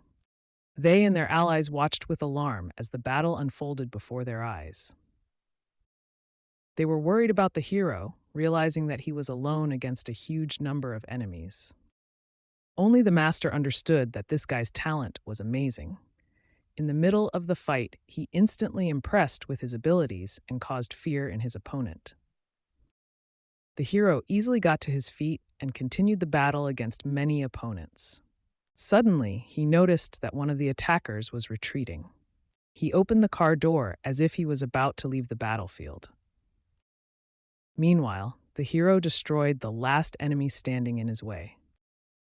Suddenly, he saw something he did not expect at all. An indignant man was sitting behind the wheel and heading straight towards the hero. The next moment, his car hit the hero, and he fell to the ground. The unknown man left the battlefield, leaving the hero without help on the ground. Xiaohong approached the hero lying on the ground and asked him to refrain from such actions next time, because it could not only be Wei Qingsui's people who would deal with him. Suddenly, there was a powerful blow right on the girl's cheek. The hero grabbed her by the neck and yelled that Lao Zi was the one who caused the noise, and he was only defending himself, and the fact that she did not help him was her problem, and she should not blame him for the possible consequences. After these words, the guy instantly threw the girl to the ground.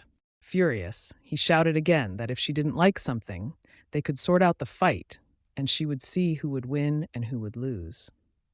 Otherwise, it would be over. The girl who had kidnapped him and almost killed him had now lied to him again. He accused her of using him as bait, forcing her to go first, while she went unpunished. The hero, carefully watching the girl, wondered if he had any limitations, since he acts only for the sake of survival and making money, and may bite in response. The girl stood up, objecting that he himself had deceived her and caused her pain. The hero then asked when he did this.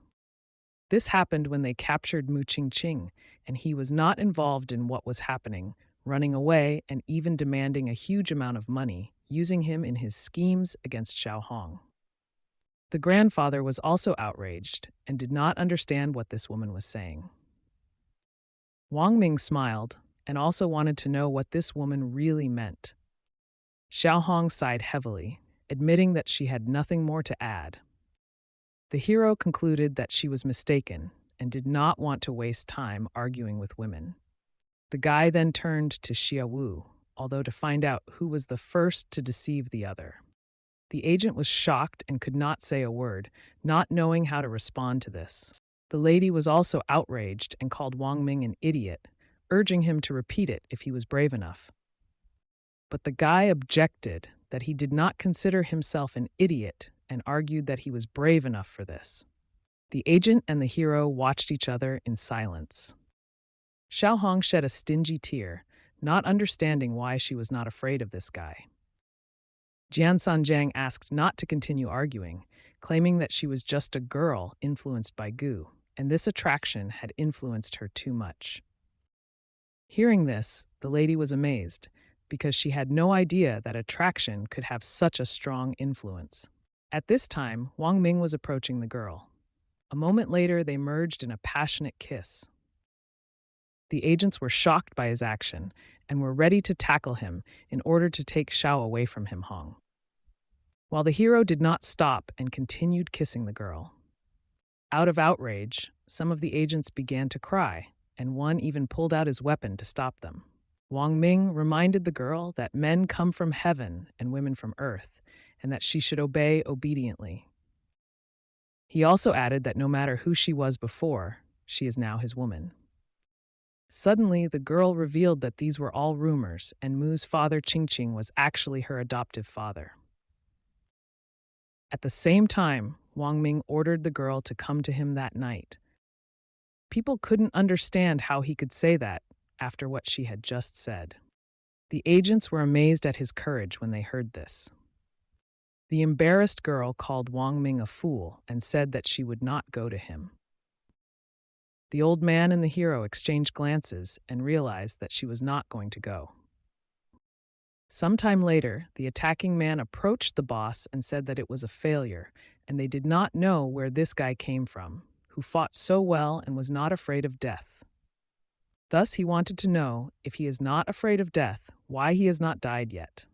He finally got behind the wheel and hit him, and if he didn't die, he would become disabled, and the man begged the boss to give him another chance so that he could destroy the remnants of Mulong's forces. The boss gave him only 3 days and threw some kind of vial on the ground.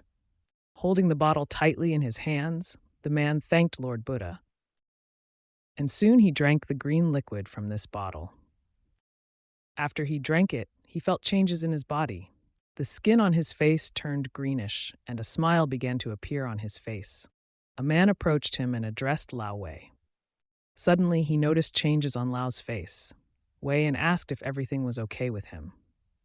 Lao Wei laughed and asked the young master not to worry, claiming that even if he lost his mind, he would always remember him and would not harm him.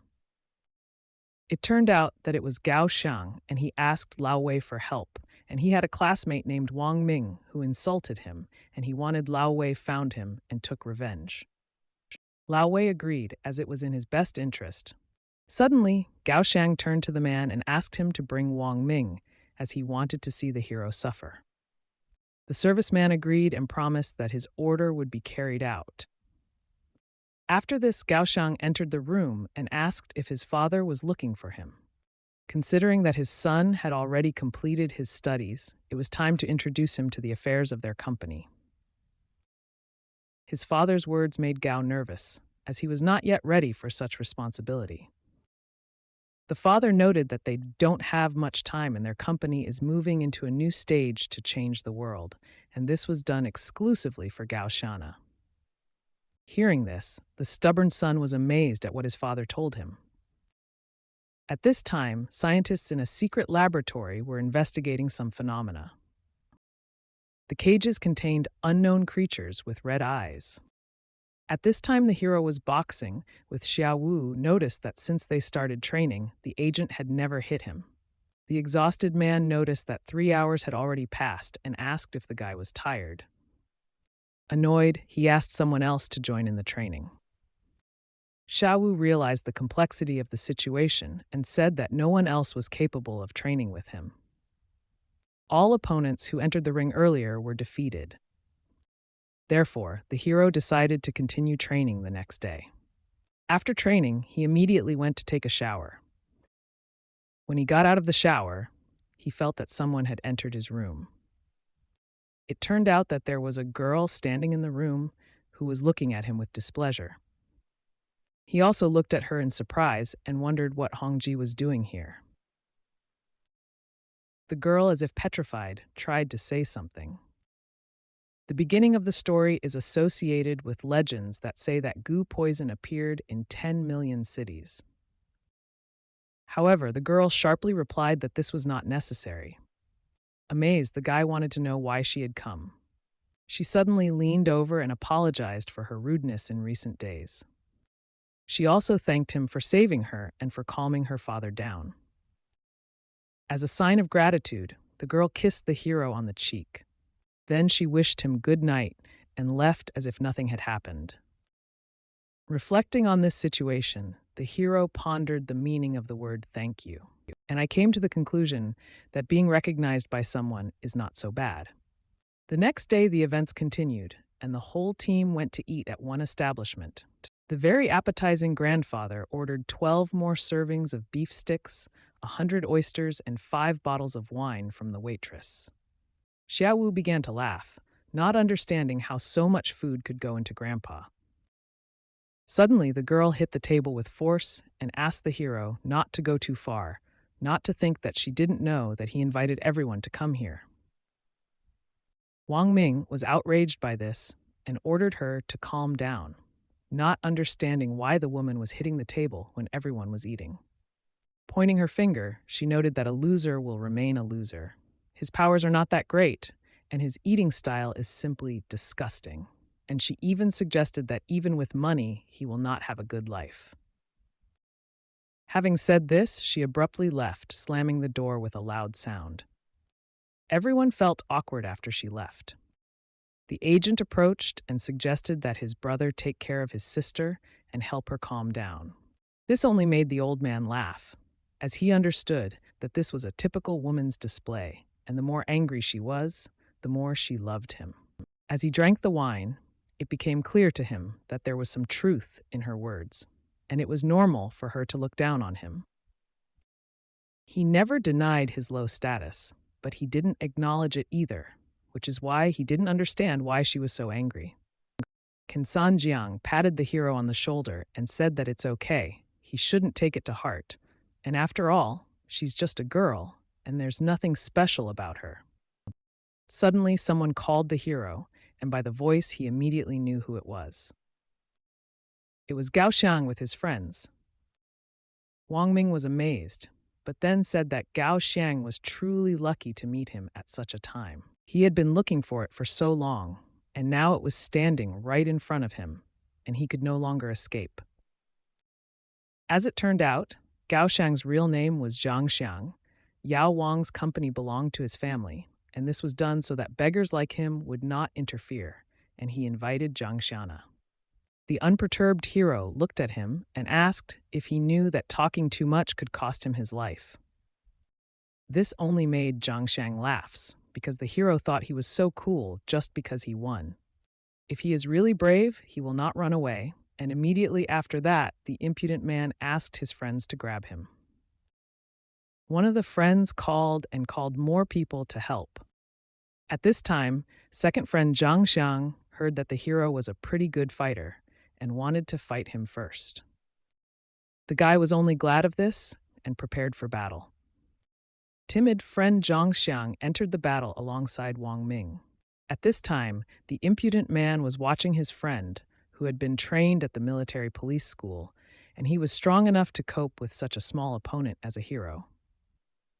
A moment later, Wang Ming hit his friend named Chen with force non, and he began to cry and scream. Soon he became unsteady on his feet and began to fall. For the hero, this fight was easy, and he calmly looked at the attacker who was lying on the ground. A few seconds later, he was already looking at Zhang Xiang and said that he was next in line, asking whether he was coming or not. The depressed guy could not say anything and just stood silently, watching what was happening. The hero finished off the enemy so that he could not get up. Zhang Xiang wanted to know where the hero got so much confidence and who gave him the right to be so arrogant. But Wang Ming knew that he could buy people with money. With money, he can afford anything, and the hero also had money. Zhang Xiang began to tell Wang Ming that money is not everything. In addition to money, you also need strength. The people he beat were not easy people. One of the guys who was lying on the ground was the son of the Supreme Commander. The hero grabbed the villain by the neck and asked what he was trying to tell him, and he felt as if he had humiliated someone worse than Zhang Xiana. The scoundrel said that he had humiliated him and could only beat him a couple of times. And then he hit Wang Ming's forehead with force. And a moment later, he falls to the floor.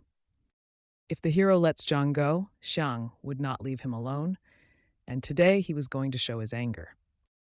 Can Sanjiang continued to watch and wanted to see how far the hero would go. Soon a car pulled up. It was Lao Wei, who saw his comrade lying on the ground. All of Wang Ming's attackers were defeated and lay on the floor. Lao Wei was furious and shouted that it was time for a hero and he was going to die. Soon he pointed his finger at the guy and ordered him to be beaten. Many people with weapons rushed at the hero, trying to attack him. But this only made the hero smile, and he was ready to fight with any number of people. With his sharp blows, he destroyed his opponents one after another. Thanks to the incredible speed of movement, opponents had no chance to resist the hero in battle. Suddenly, Lao Wei pulled out a pistol and aimed at the guy. The shot sounded, and the bullet hit the hero directly. Enraged, the guy shouted at Wang Ming to prepare to die. But behind him stood Jian Sanjiang, ready to take action. Then another pistol shot rang out. At this time, the old man began to drag the hero towards him. They soon left the scene. What he saw amazed Lao Wei. He had never seen anything like this. He couldn't believe that the old man was moving with such great speed while holding his body on his back. At the hospital, Wang Ming finally came to his senses a few hours later. Trembling in pain, he began to get out of the hospital bed. Xiaohong wanted to know if the hero knew how much noise he had made in the city. But the old man noticed that what happened was no longer important. Now they must first solve the problem. The woman objected, pointing out that the only son of Council of Ministers Chen and the heir to the group, Yao Wang, was seriously injured, and in her opinion, the hero can be considered dead because he dared to offend such influential people. Wang Ming believed that this was his own problem and that he could handle it himself without requiring any help. After he voiced his thoughts, the girl couldn't understand how he planned to handle it on his own and compared his own stubbornness to a dog eating its own excrement. The wise old man asked the lady to consider her words, pointing out that although Wang Ming beat all these people, they were doing illegal things, and one of them even shot. The shots also came from the police, who had not previously been considered effective, but now that Wang Ming had the opportunity, he became extremely bold. Looking at the woman in surprise, the hero came to the conclusion that she was hinting that he should live like an indifferent person. Suddenly, another agent appeared, notifying the boss that things were getting worse, and another news came about the death of Council Minister Chen Han's son in the hospital. It shocked her. She couldn't believe it. No one could understand how this happened, because when he was taken to the hospital, he only had one arm and leg broken, and it seems that someone is behind it all. At this time in the hospital, Zhang Xiang communicated with his father. His father learned that Chen Han had died. This made him furious, and he was outraged by what had happened. Immediately after this, the father gave his approval to the agent, and now he could begin to act. The agent nodded in agreement. Listening to all this, Zhang Xiang was confused. A few seconds later, the doctor approached the guy, holding a syringe in his hands. The guy squirmed and asked his father not to do this. The father addressed his son, pointing out that if they didn't do this, his entire body could be paralyzed for life, and it was risky, but worth the try. After his words, the son was immediately administered some kind of drug. The moment the drug began to take effect, Zhang Xiang felt his body begin to change. The bandages on his hands began to tear immediately, and his legs also recovered instantly. He felt the power that came to him after the injection of the mysterious drug. Another man ordered a search of the entire city in search of the villain who killed his son. This man turned out to be the minister who gave the order to the military man. The beginning of the story is associated with legends that say that goo poison appeared in 10 million cities. And then he realized that their time had come. In the evening, no matter how they affect the search in the city, the minister will stand by their side. They intended to destroy Hong Jiju and everyone who dares to oppose them, and also find the boy Wang Ming. Many of the scoundrel's accomplices agreed and were ready to go on a search. Left the hospital with Can Sanjiang. The elder said that this time the hero had hurt both sides and that he might have killed someone, and it was better for him to run away now. But the guy objected, claiming that he did not kill anyone. The older man, of course, knew that he didn't beat him to death, but he died in front of people, so it was better for him to leave. I couldn't understand why the guy thought that people like him, even having the opportunity, would forever remain unable to change their lives. The wise grandfather knew that the hero was still young, and his capabilities lay beyond his control, and he needed to remember this. All he has to do now is run away and then figure out what to do next. The old man had a friend in Sichuan, and he was going to give the guy his address, and after separation, they would meet there. When he got to Sichuan, they could get people to help him, and the old man was going to teach him a couple of key words in the Jianghu dialect that might come in handy. With an important look, the grandfather said that hemp means that he is a friend. And reading hemp, in turn, means that he is also one of them. Saying you read hemp means that Big Brother will not touch him, and Guyer's big treasure means let's be friends. Having told all the secret codes, the man understood that they needed to hurry up before they were found and leave this city. Otherwise, it could end badly. No matter what happened, they were still on the run. And soon, they began to run in different directions. After several minutes of intense running, the hero disguised himself a little and followed them. It was Xiao Hong and Xiao Wu who were getting into the car. The lady asked the agent if the main character had escaped. The agent confirmed this and also wanted to know who would take care of the girl now that he had run away. Hearing this, the hero immediately realized that Xiao Wu is a traitor, and he simply used this moment to betray him. Soon, the girl pulled into the parking lot and didn't understand why Mu Qingqing still hasn't come. The man suggested that she be the first to leave this place, and he would find her.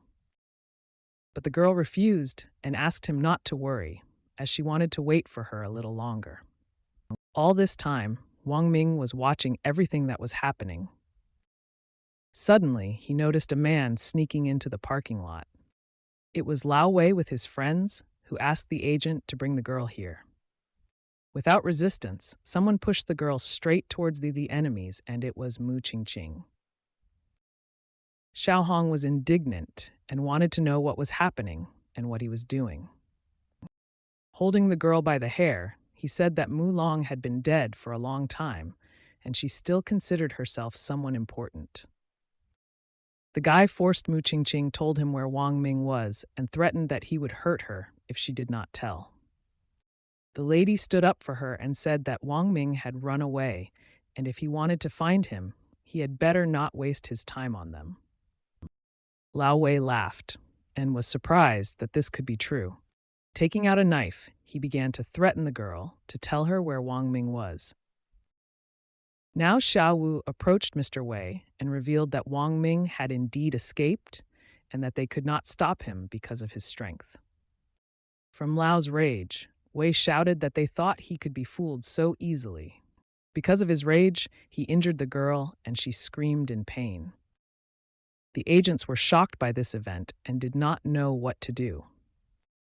If they don't call the hero here, she can still be saved before it's too late. Wang Ming was smoking a cigarette on the side. He remembered how the girl had thanked him earlier. And he said that he was here, and if they dared, they could catch him. The agents were once again shocked by the developments. The poor girl lay on the floor and continued to cry in pain. If Lao Wei tried to catch Wang Ming, he shouldn't have run away. Pointing his blade at the hero, the villain ordered his friends to grab him. Several armed men immediately rushed at the guy. Because of his rage, the hero was ready to repel their attacks with unknown force. Xiao Hong, watching all this, wanted to understand who put this idiot on his neck. Fearing an unpleasant outcome, Lao Wei pulled out his gun again. The lady was also preparing for a counterattack at this time and picked up a knife. A few seconds later, the hero had already dealt with his villain friends. But the villain again tried to shoot the guy, just like the last time. Fearing for the guy's life, the lady wondered how to help her. The shot rang out again and hit the hero directly in the body. From severe pain, he fell to the floor and did not move. His body began to become covered in a dark aura. Soon he stood up, and his body was again completely covered with unknown dark magic. Gu came to the rescue. Although it was not an absolute defense, iron-absorbing Gu, a mysterious immortal, could handle such an attack. The villain could not understand how this was possible because he had never seen anything like this before. All the bandits around him were also shocked that the hero was capable of such tricks. For everyone present, this was beyond logic, and the guy continued to attack. Watching the fight, the lady was amazed at how quickly the hero rushed to attack. Suddenly, Lao Wei received a powerful blow from his fist. The incredible force of the blow sent the villain flying several tens of meters away. Sighing heavily, the guy came to the conclusion that each of them seemed to long for death. But suddenly, Lao Wei began to rise up after the powerful blow. Agent Xiao Wu shouted that Wang Ming's enemy was behind him. Zhang's miracle medicine, otherwise he would have died. Without thinking, the hero launched another powerful attack, slamming his head straight into his head. The enemy fell to the ground, looking like a monster, and it looked scary, but he could not withstand its blow. The girl lying on the floor wondered why he came back to help her. This was because she had thanked him earlier, and he wanted to be a good person for her. After this incident, the guy assured her that she would be fine and asked everyone to hurry up and leave. Xiao Hong asked the hero to leave with them, since they had already prepared the boat. Everything between them was a business relationship, and he was the cause of all the problems, and she didn't need his help since she could handle it on her own. Approaching the man, the guy also said that he really appreciated him because he was the most courageous person. The lady couldn't believe that their entire relationship was just business. But it was true, and the hero confirmed it. From such words, the lady could not hold back her tears and asked the idiot to repeat it again. Turning around, the hero once again said that everything that happened between them was just business, and there was no hobby, and he did not have any influence on her, and he simply deceived her and asked her not to be stupid, and now quickly leave. Hearing this, the lady began to cry. She was offended that the hero wanted to leave.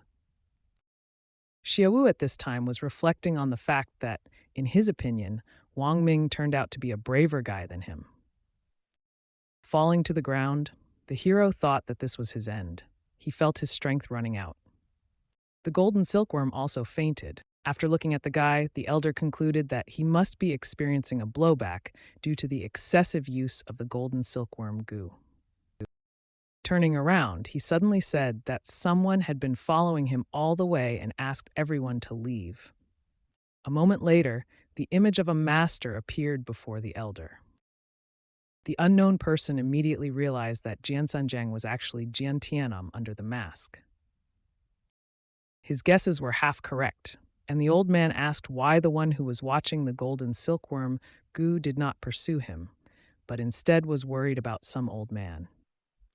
At first, he planned to deal with the guards and then start chasing the golden silkworm goo because it would be much safer. Hearing this, Jian Sanjiang laughed, because if Heavenly Goo knew that he was so stupid, he would be annoyed enough to risk his life.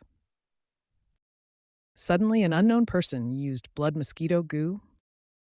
Can Sanjiang also began to use his magical abilities and asked the unknown person why he was so interested. A dark and unknown magician used iron-absorbing goo, but suddenly the old man seemed to disappear before the unknown. Seeing this, he was surprised because Jian Sanjiang had indeed become worse. Having encountered such an unfortunate protector who dared to touch the golden silkworm goo, the unknown person concluded that they would all regret it. At this time, the hero was watching the car. Inside were Xiaowu, Xiaohong, and Mu Qingqing. He was glad, because it was rare for him to show such compassion, and let his sacrifice not be in vain. The girl needed to escape. Putting on his cap, he realized that he now needed to look for Chief Chen and a group of drug lords. And let them be vigilant, because the hero is following them. After some time, events continued in Yao Wang's group. Zhang Xiang was amazed that he could feel his body again. Father explained that his compatibility was successful due to the latest and most advanced biological transformation technology originating from ancient Wugu.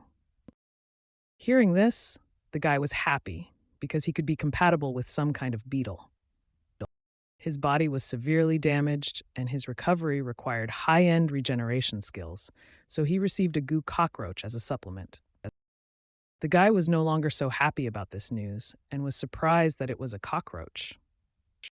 Meanwhile, Wang Ming slowly advanced into the building. He hoped that the guards had not deceived him about Zhang's location. Zhang and his father in the penthouse. There were cameras installed in the building that recorded the stranger. The security guard immediately reported to all units that an unknown person had entered the building and attacked the guards on the first floor. After receiving the notification, the father was not surprised, while Zhang Xiang was shocked. This night was very important, and no matter how, he had to destroy all data on the results of the project. From the camera images, they were able to establish that Wang Ming was in the building. Father was clearly not happy about the appearance of this boy, and it seems that Old Man Wei has failed again, and apparently the time has come for his master Gu to appear. Today is the time to show Wang Ming to the whole world, and he will be the goal of all people today. Everyone who controlled Gu now knew who their real target was, who they needed to destroy. Everyone was trying to capture his head, and whoever tried to escape would die first. The masters sought to join forces to overcome the hero. They seemed to be acting as one team now.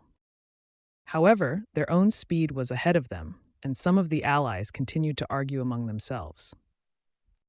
The strength of the target was so great that it could defeat both the mantis and the poisonous bee, in which case it would be better for them to wait for the right moment.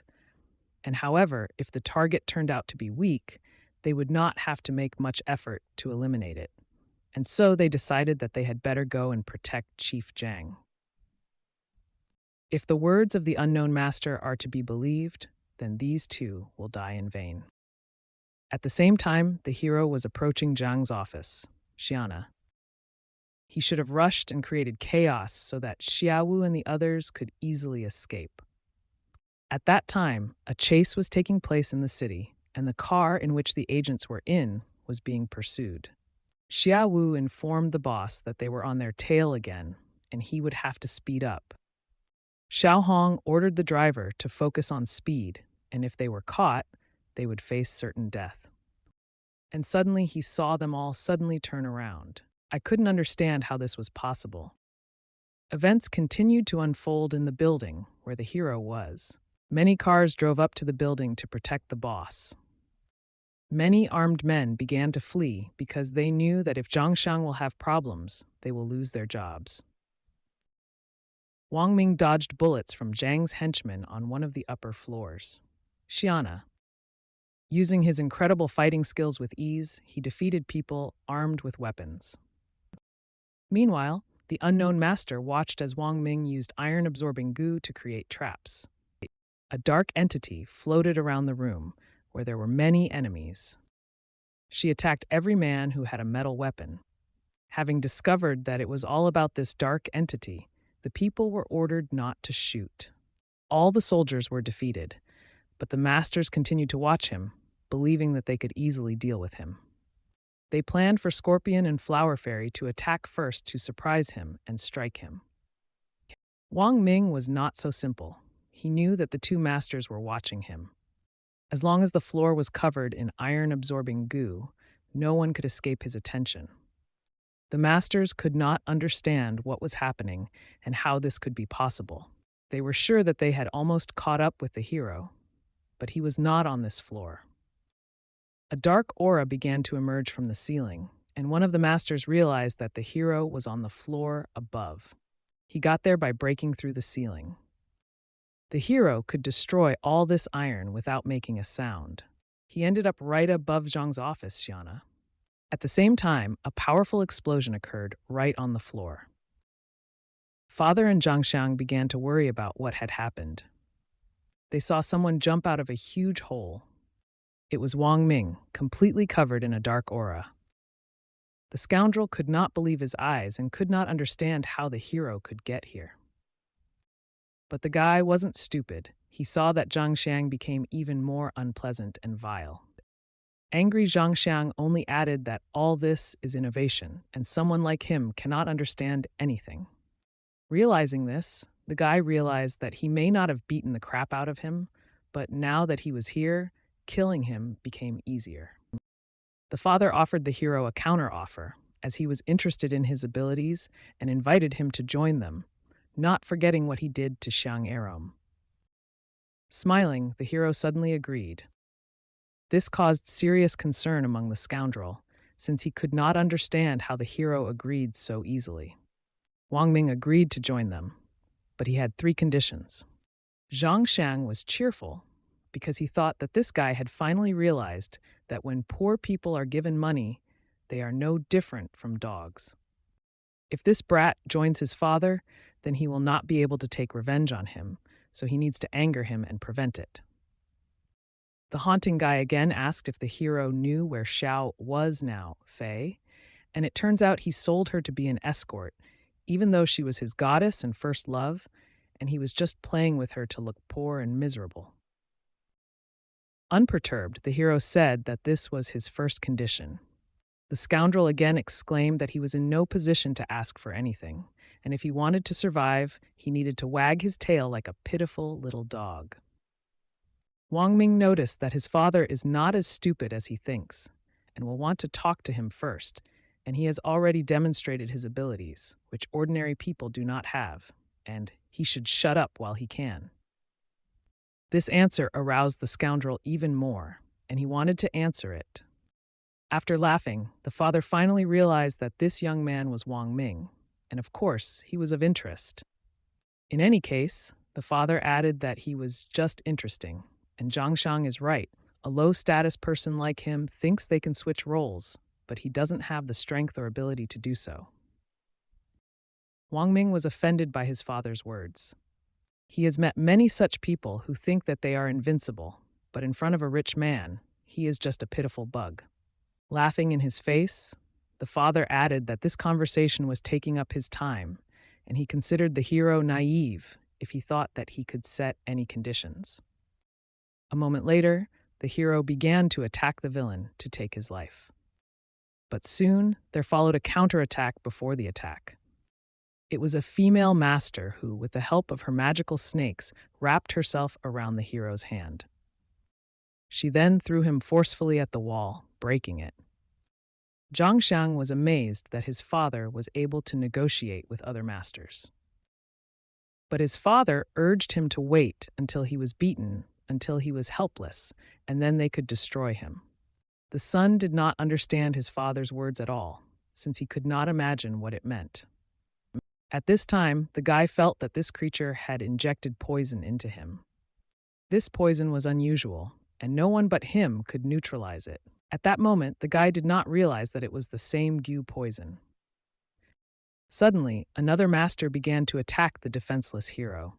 The masters were outraged because this villain decided to steal their loot. Dark magic reigned around, and the masters began to fight among themselves. One of the masters had long ago realized that Wang Ming's ability to destroy metal, and he had long been looking for a person with such abilities. An unexpected blow followed, but the hero dodged it. He also said that he realized long ago that his ability could pierce metal, and his long wait was worth it. Even after many attacks from the masters, the hero continued to stand on his feet. The master joyfully exclaimed that the next floor would be his place of death, as there were armed men waiting there, ready to shoot him if he decided to break through the floor below him. Sooner or later, he will die. There were indeed several people there, pointing their weapons directly at the hole in the floor. Zhang Xiang urged Wang Ming to surrender, as people of his status could not hope to change their lives. Meanwhile, the hero concentrated all his strength in his hands. A dark aura surrounded his body, but he found it difficult to move. At the same time, the golden silkworm Gu was resting and depressed, but the hero turned to him, knowing that he was very tired, and if he had any strength left to survive, he was not going to give up. And he also thanked the insect for giving him the strength. And when it's all over, he can relax and rest. Hearing these words, the golden silkworm Gu seemed to come to life. Then came a powerful explosion that surprised everyone present.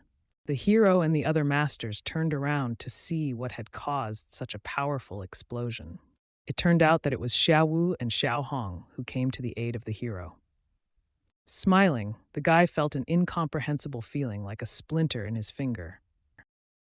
The guy shouted at them to stop what they were doing, and if they wanted to stop him, then they should get out of here as soon as possible.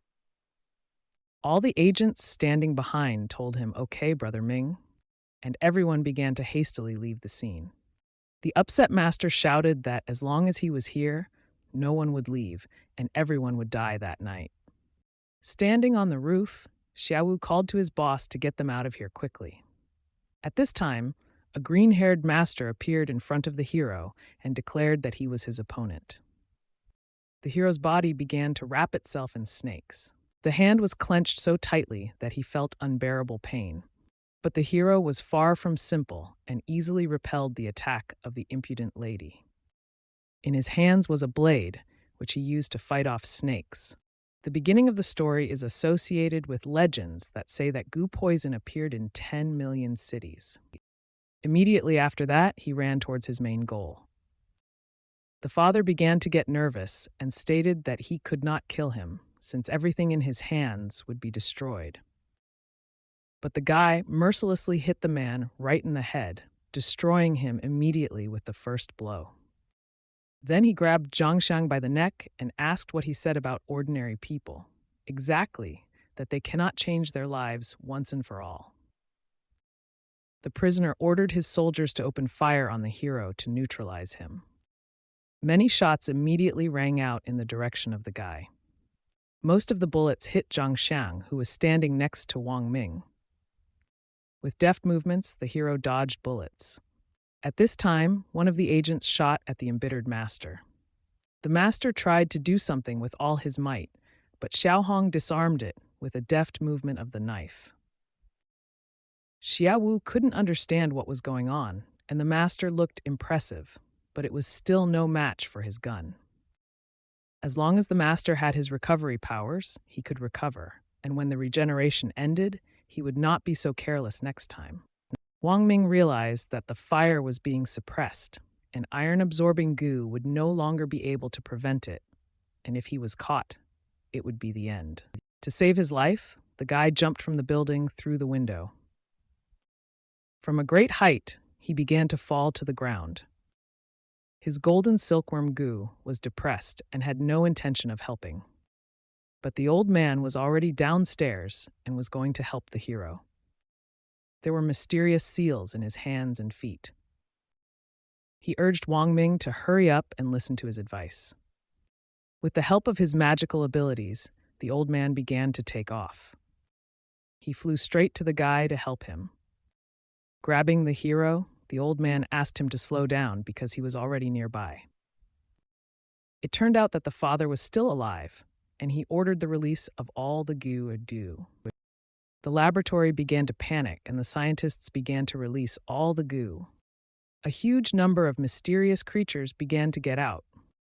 They began to create chaos in the city and attack innocent people. The survivors desperately tried to defend themselves from the mysterious creatures. Despite their durability, these creatures were much more powerful than ordinary people and easily overcame their resistance. The minister received a message that many terrible monsters are roaming the city, and they are attacking both civilians and military personnel. The boy Wang Ming had still not been found, and the minister was interested in his whereabouts. The employee reported that the city was so dangerous that they had better beef up security. The experienced minister ordered to increase the level of security and declared a state of emergency. Military equipment began to operate in the city to combat mysterious creatures. The guy suddenly woke up in an unfamiliar place. Sitting in front of him was Elder John Sanjiang, who told him that he had finally woken up and everything was fine. The guy was surprised that the elder saved him and asked how long he had been unconscious. It turned out that he slept for only 3 days, but during this time a lot changed. Based on the sensations on his hand, the guy realized that he no longer felt the presence of his golden silkworm goo. Yao's group Wang, they created a huge amount of artificial goo. These monsters began fighting government forces for 3 days already, causing numerous civilian casualties. And, according to the elder, after this disaster and madness associated with goo, the world will strive to destroy everything connected with these creatures, including the guy. Taking a deep breath, the guy wanted to know what happened to Xiao Hong and others. But Can Sanjiang told him that the main thing now is to take care of his own safety, and the further he is from this trouble, the better, and he needs to find a way to leave the country and go into hiding. The unshakable hero agreed and thanked the elder for his help. Under the leadership of Can Sanjiang, he was able to get out of this apocalyptic situation and escape from the raging chaos in Longchen. After leaving the city, the hero thanked the driver who delivered him from this hell. The man warned Wang Ming to watch himself. Suddenly, someone addressed the hero by name. It turned out to be Fatty, who recognized the guy and decided to say hello. After learning about the riots in Longchen, Fatty began to worry about his friends, with whom he had lost contact, and he thought that something had happened to Wang Ming. The hero was surprised why Fatty moved to Haichen, and he said that he was working on a project here that brings in 10.2 billion a year, and while Longchen was in chaos, Fatty decided to make some money here. A moment later, they headed somewhere together. Fatty brought the hero and announced that this is the place where he works, and they are here working on a government-level project with a high degree of secrecy. And the living conditions may not be ideal, but the work on the project promises great potential, and therefore there is no need to judge their lifestyle, assessed according to these conditions. What he heard made Wang Ming apprehensive, and he thought that it was again related to Yao Wang's team. But Fatty explained that their project is completely legal and beneficial, and it is known as the Yao Wang team and is used by all nations, and the cost of participation is $999 for 10 boxes, and the hero only needs to purchase 100 boxes to become one of the employees. With horror, the hero realized that this was really connected with Yao Wang's team. Then another man appeared, whom Fatty introduced as a manager. The manager was glad to have Fatty back and greeted them enthusiastically. Sometime later, events continued to develop in the place where Fatty led the hero. They were going to lunch together. Fatty asked the hero not to pay attention to the quality of food and explained that this is their way of overcoming difficulties. And they say that you can't pull a fish out of a pond without difficulty. Due to the poor quality of the food, Fatty decided to add some ingredients. Wang Ming was surprised and asked what these strange things were, and his friend was adding toothpaste to his food. But Fatty explained that this is not an ordinary toothpaste, but a super toothpaste from Yao Wang's team, and it can not only be eaten, but also used to treat illnesses and beauty treatments. And many employees who had cancer felt better after consumption of this paste, and therefore it costs $999. The hero sighed and decided that he wasn't that hungry, but he was willing to try it. The friend added that he was late for an important lesson taught by the director, and he said that this director was young and had only been working for a year, but had already earned millions. While listening to his friend, Wang Ming realized that Fatty apparently did not realize that he had been poisoned and that he needed to find a way to get him out of here. Fatty, lying on the bed, asked Wang Ming what they would do after receiving the money. Smiling, the guy only replied that he needed to find a way to live well without money. One of the workers notified that Mr. Director was approaching and they needed to prepare for the lesson. Fatty was happy about this and told Wang Ming that they needed to hurry up to get the best seats. A few minutes later, they already arrived in the classroom. But when he saw who the director really was, the hero was dumbfounded. The director turned out to be the same girl familiar to Wang Ming Xiaofei. Everyone present welcomed her as director. Xiaofei was pleased with this attitude and smiled. She noticed their enthusiasm and expressed hope that her lecture would help them and that each of them would soon realize their dreams of freedom from money. She said that she was recently poor like them, but thanks to her belief in a bright future, she became successful, and she argued that each of them could become the same or even better. Wang Ming realized that this was again related to the pyramid. Meanwhile, Fatty listened admiringly to Xiaofei applauded her.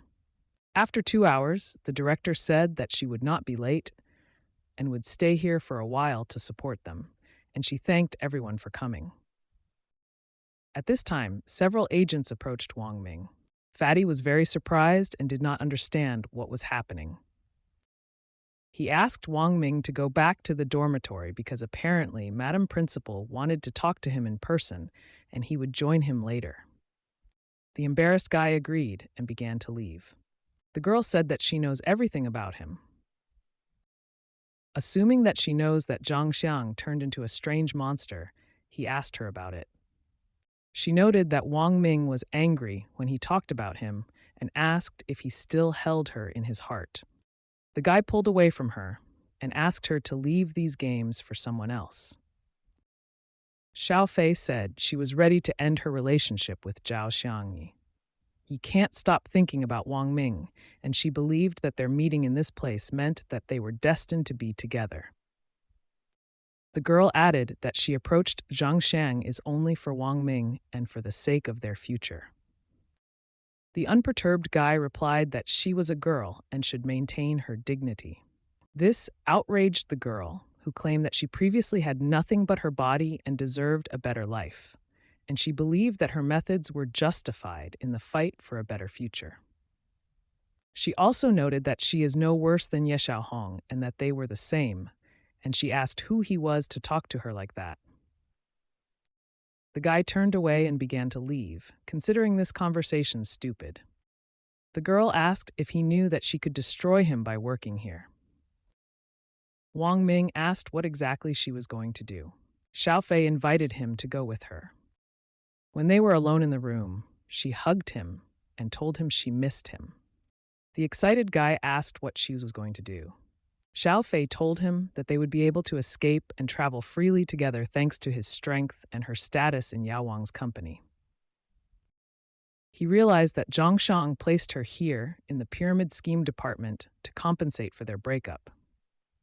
The girl objected that she herself had achieved her status and did not need compensation from Zhang Xiana.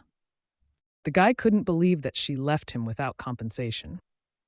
Hearing this, the girl began to shout that Wang Ming was a pitiful commoner and that he would be persecuted to death, and she asked how he dared to look down on her. A shout in the corridor that the police had arrived interrupted their conversation. Indeed, it was the police who arrived at the plant to warn all citizens about the fraudulent pyramid scheme and save them.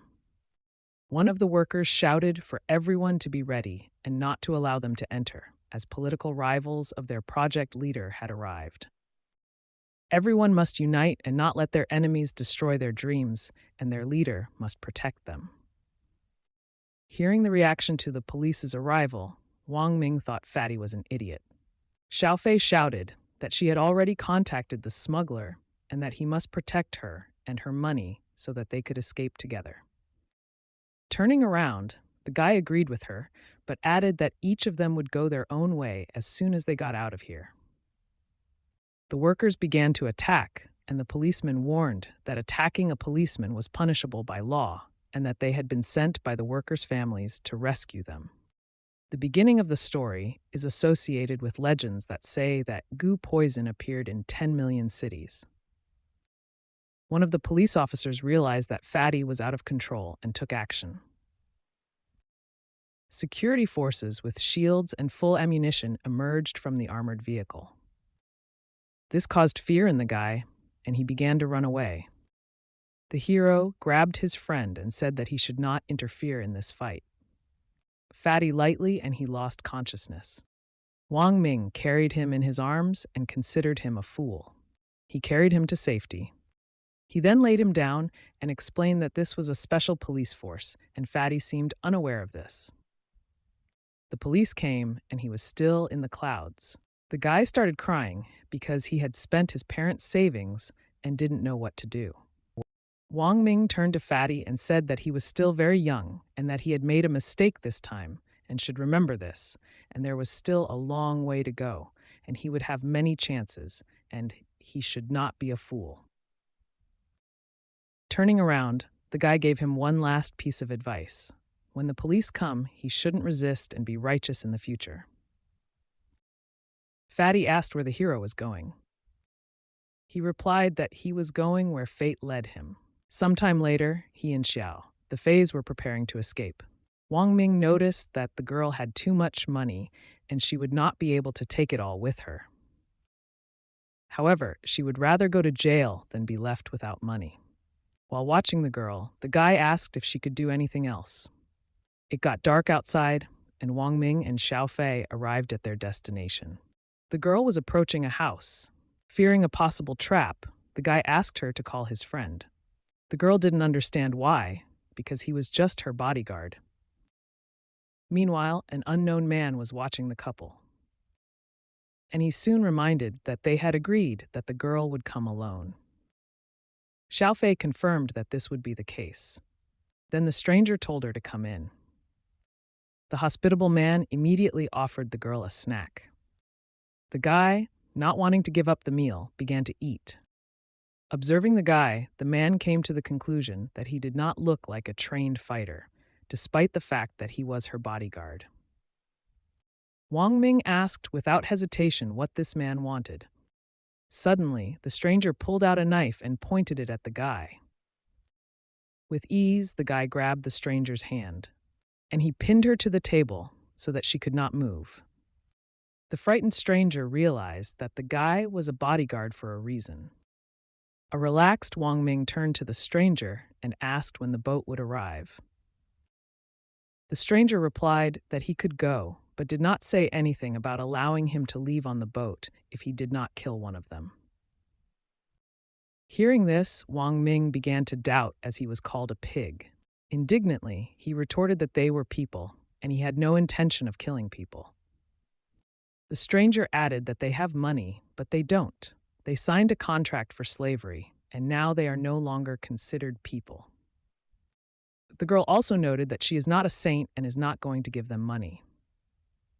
Analyzing the situation, he wondered if he could do something differently. The stranger added that when there is no other way, the only way is the best way. Even if the guy has no choice, he won't kill innocent people, so he won't get on that boat.